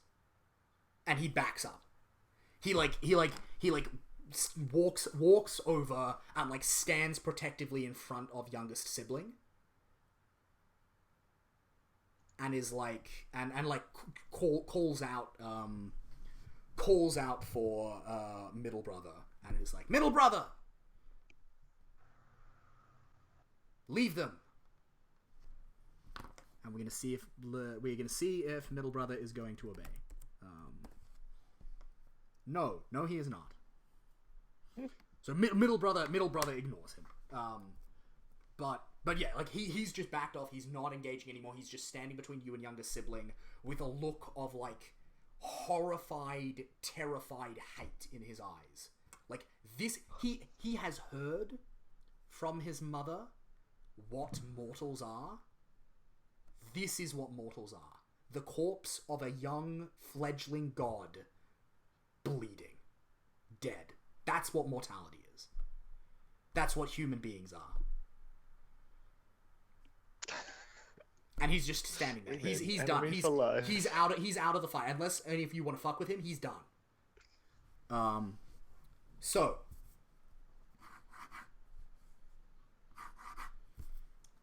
I believe it is. So that was Climbs to Heaven's turn. You still have an action, Gemma. That was just your talk. Would you like to cast a spell, or something like that,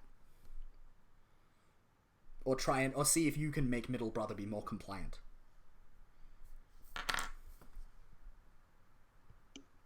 Jem, we can't hear you. I think you're muted. Oh, I'm sorry. I thought I wasn't muted. Okay. It's all good. Yeah, I'm gonna I am gonna try and convince middle brother. I'm gonna say, Yep. heed your elder brother's words. Yep. Listen wisely, or this will happen to you too. And is this Vicious Mockery again, or are you out of spell slots? Vicious Mockery is a cantrip. Oh shit! Really? Jeez, I need to play a Yeah. bard. Wow. Okay. Yeah. Vicious Mockery is my attack. It doesn't do much damage, but it's handy. It is. All right.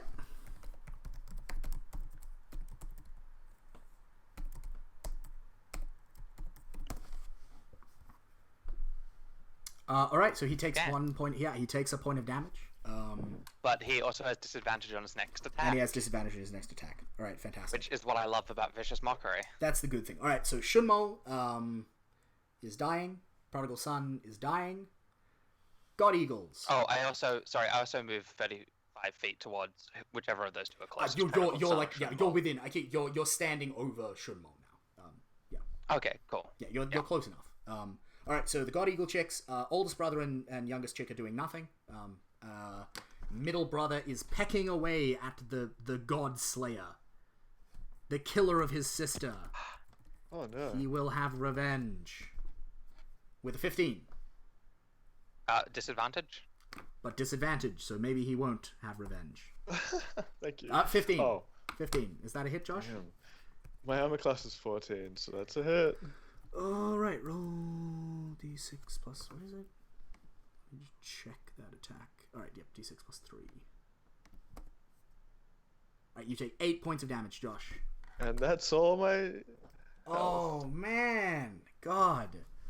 Level 1 is a rough time, guys. Level 1 is It rough. is. Yeah, so he, Man, I I think wish you could he parry and lashes. stuff. I think he lashes out and he just tears into your throat and you just blood fills his mouth and washes over the place. And now gosh. Jisung is also dying. Climbs to heaven. It is your turn. So at this point, I'm gonna say, though my companions may be dead, I still serve greater, and even should I fall, my gods will return. And I'm just, Oh boy. Yeah. yeah. And I'm actually gonna go over to the fallen corpse of elder sister, Yep. And Middle and system, I'm- but yes. middle sister, and I pull out my my obsidian sacrificial dagger, Shit. Okay. Oh. and I'm gonna cut open so entrails facing the sky as though an offering. Wow. Yeah, so okay. I'm making an offering of the god. Nice. And are you speaking in the voice of the mountain gods as you do this? I am not just the language, but the actual voice of the mountain Nice. gods. Okay. Can you give me first things first? Can you give me theology? Yes, I can. I could write down that that's actually theology and not knowledge religion, which is already an existing thing. Okay, so it's just going to be an int check plus proficiency. And that's +2, so that's 24 points. Nice. Okay. So you are gonna have advantage on your choice of intimidation or etiquette or persuasion to get middle brother to back the fuck off. I'm going to make that persuasion. Yep. You got to beat a 3. I beat a 3. Yeah. Okay. So I think like you start slicing open his sister's body and you rip out her heart and offer it to the mountain. And I think he loses his shit. Middle brother turns away from Jisung and starts scampering down the mountain trying to get at you. I think you still have an action left. I would have thought that would be an action to offer up sacrifice. That's fair. All right. No, that's fair. All right. Yeah. So he comes scampering down the mountain, and I am going to give him a check to do so safely, because he is a cute little chick, and it is very high, and he has disadvantage because he is young and clumsy.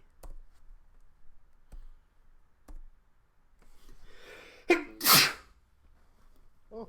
Oh boy. Okay. I'm I'm gonna laugh so much if he falls to his death. I mean, he's definitely gonna fall.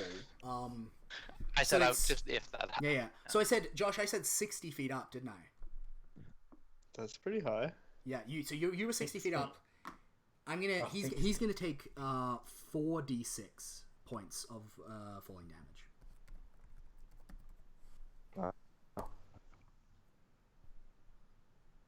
All right, so he takes 16 points of damage as he falls.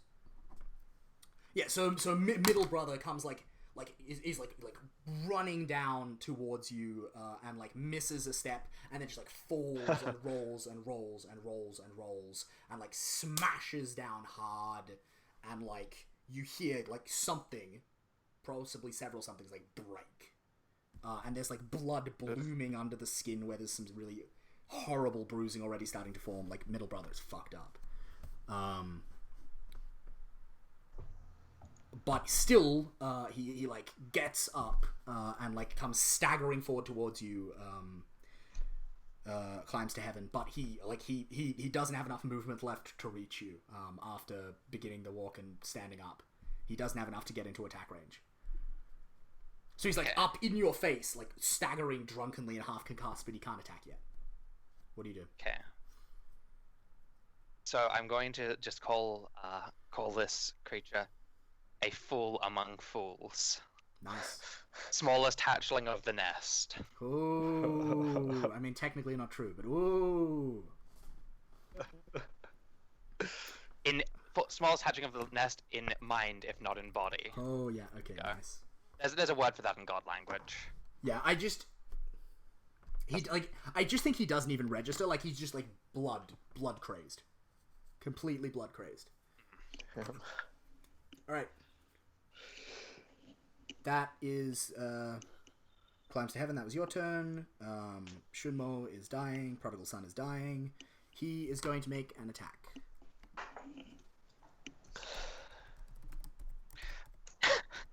How do you just never get fucked up climbs to heaven? You know what's great? Well, now I'm getting fucked up because I've had 2 hit points the whole time. Oh shit. You can get away with anything. Did I just think fix it? actually, so before we do that, I wasn't sure what order to resolve these actions in. He's making an attack. He's still doing his thing. Eldest brother is going to try and get him to stop. Because he is fucked up. Eldest brother does not want to see anyone else die. So I'm going to give eldest brother a persuasion check with advantage. Because youngest sibling is also helping to just be like, fucking stop what you're doing, you idiot. Because I'm standing in front of them, like, I've got all of these, like, weird soapy burns all over me, screaming about false gods. Yeah, okay, yeah. So I think, like, he goes into attack, he would hit you, but eldest brother is like, enough! Our sister, like, middle brother, you fool! Our sister lies dead at your feet. Do not grieve our mother further. You are barely alive. And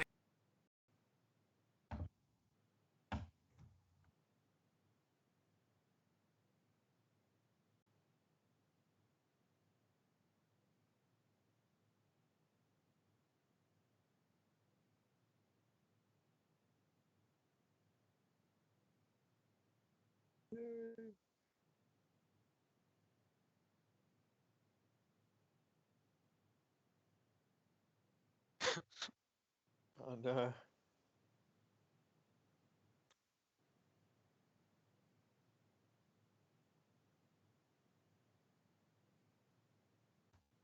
A little bit. Yeah. Yeah. A little bit. Oh, okay.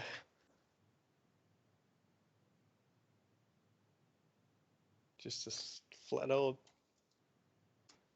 I'm aware of that one.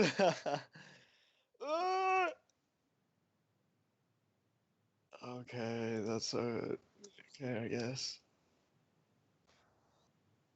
Yeah.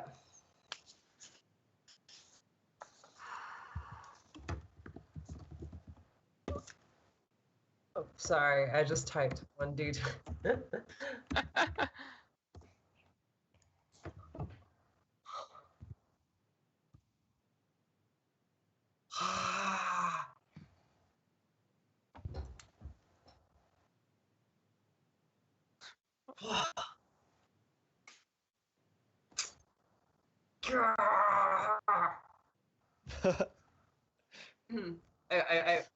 I flex one of those biceps you can see in the Skype chat.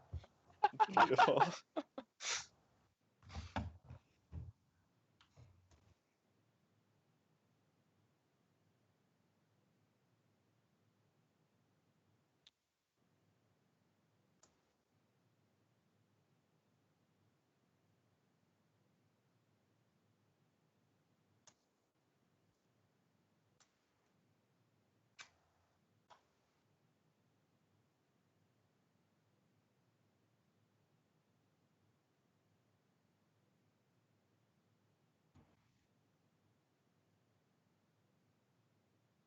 I, I, I mean, apart from the fact that I've just sort of died, I feel incredibly dirty. Like, apart from the fact that I've literally been in the dirt, but I am on my feet and I need to serve my empire, even if it will not serve me.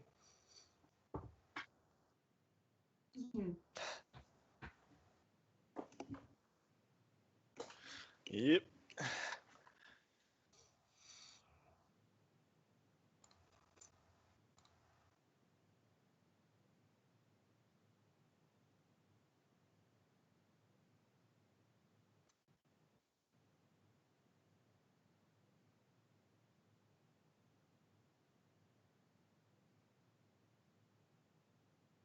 Uh-huh.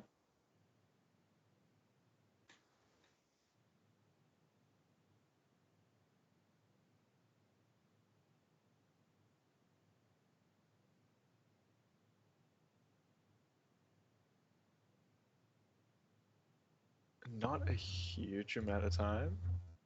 I think maybe they extract venom for poisons and stuff, but like I don't get involved in that jazz.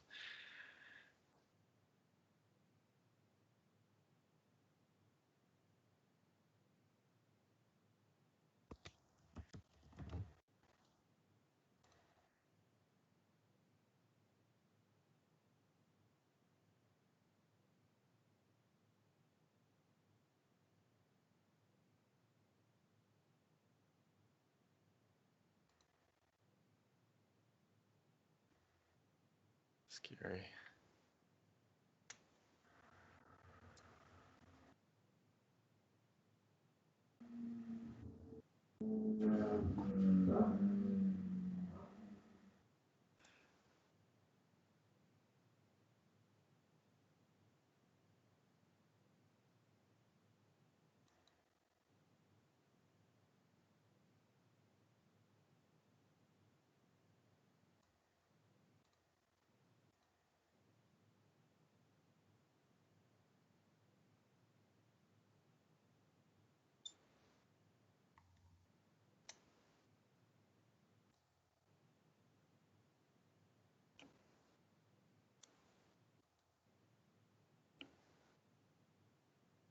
Like I feel my head moving, but I don't say anything.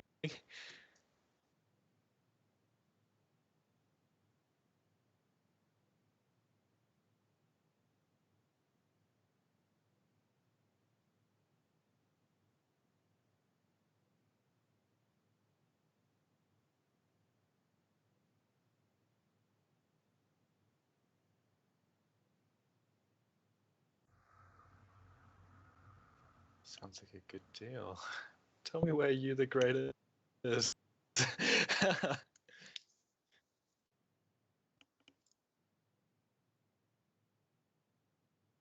Okay. Yeah.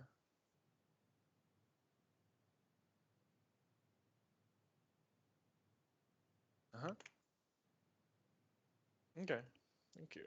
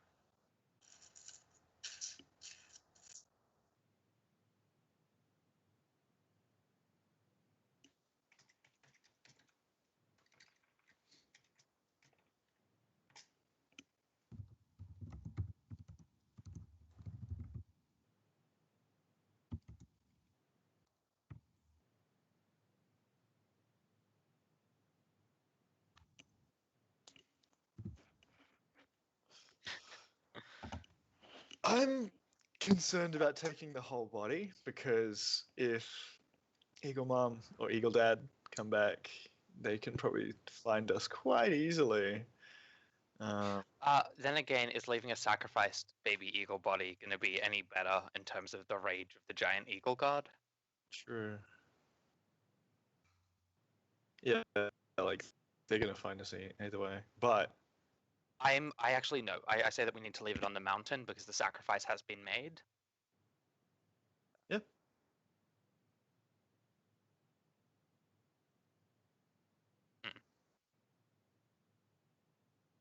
yeah, Okay, yeah, we're gonna take. we could move it to a different point on the mountain, somewhere you can anoint it and stuff.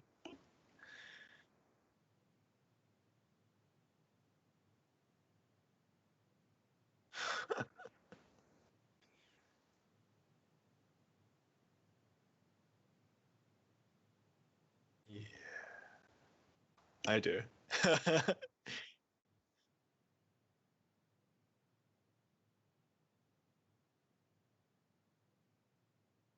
Um. Could I make a theology check and use my knife, my sacrificial knife, or? Okay. Yeah. Okay. Cool.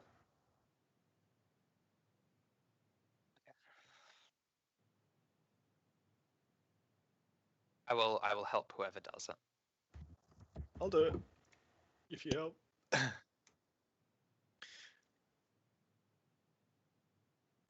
Yes.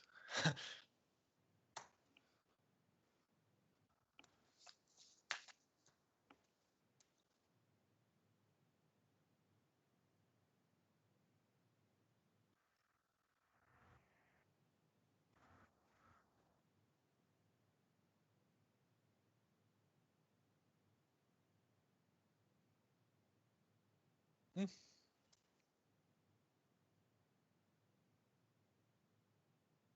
Hmm.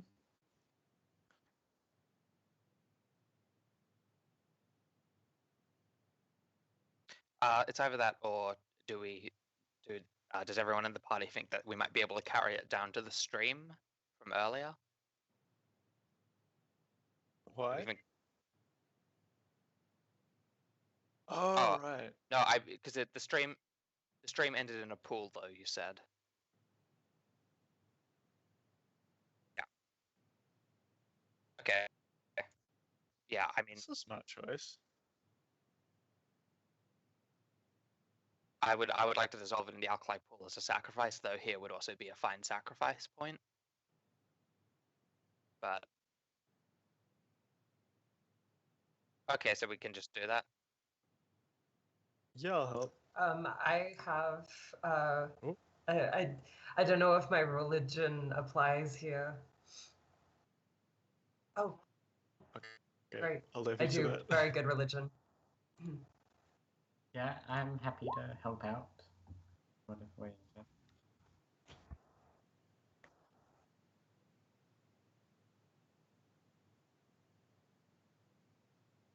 Okay. Yeah.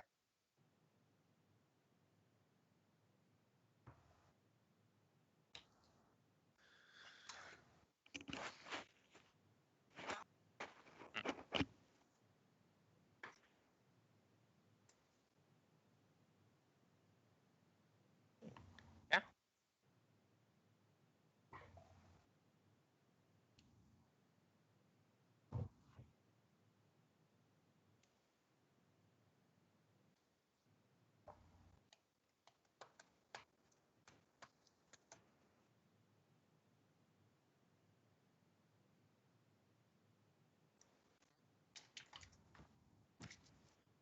Nice.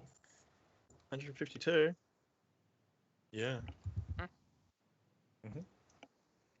It takes me to 300.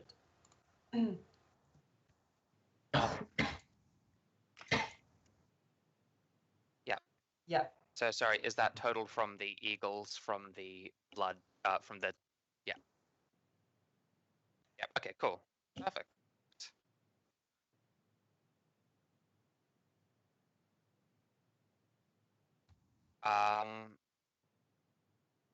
Yep, I'll just chuck it in my treasure section.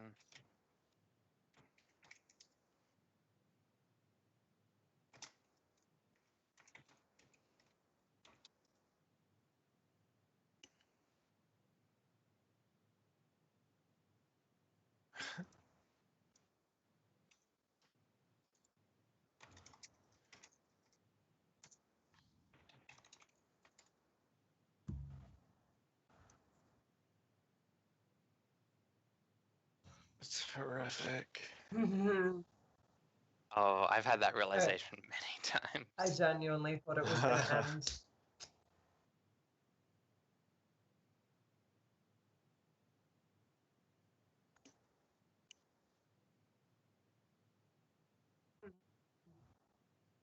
Yes. I think I'm gonna open up my Twitter. There's nowhere I can type it, can I? Sweet.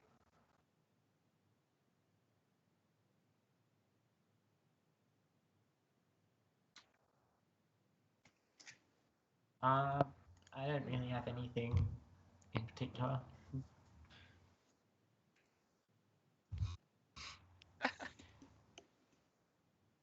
I don't have a public Twitter, but I might make one. Why not? So I'll drop a link to a Twitter at some point. Yeah. You can find me on my very eclectic Tumblr, Dusk to Pangea. I'll just post the link in the D20 chat thing. Thank you.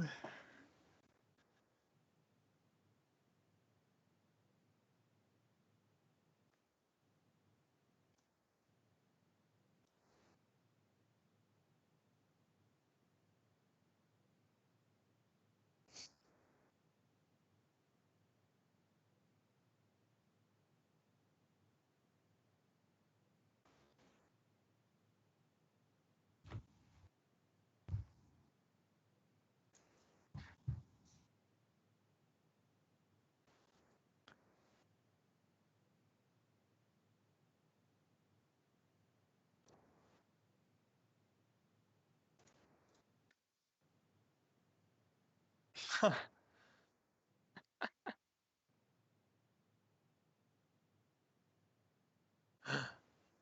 Bye. Bye.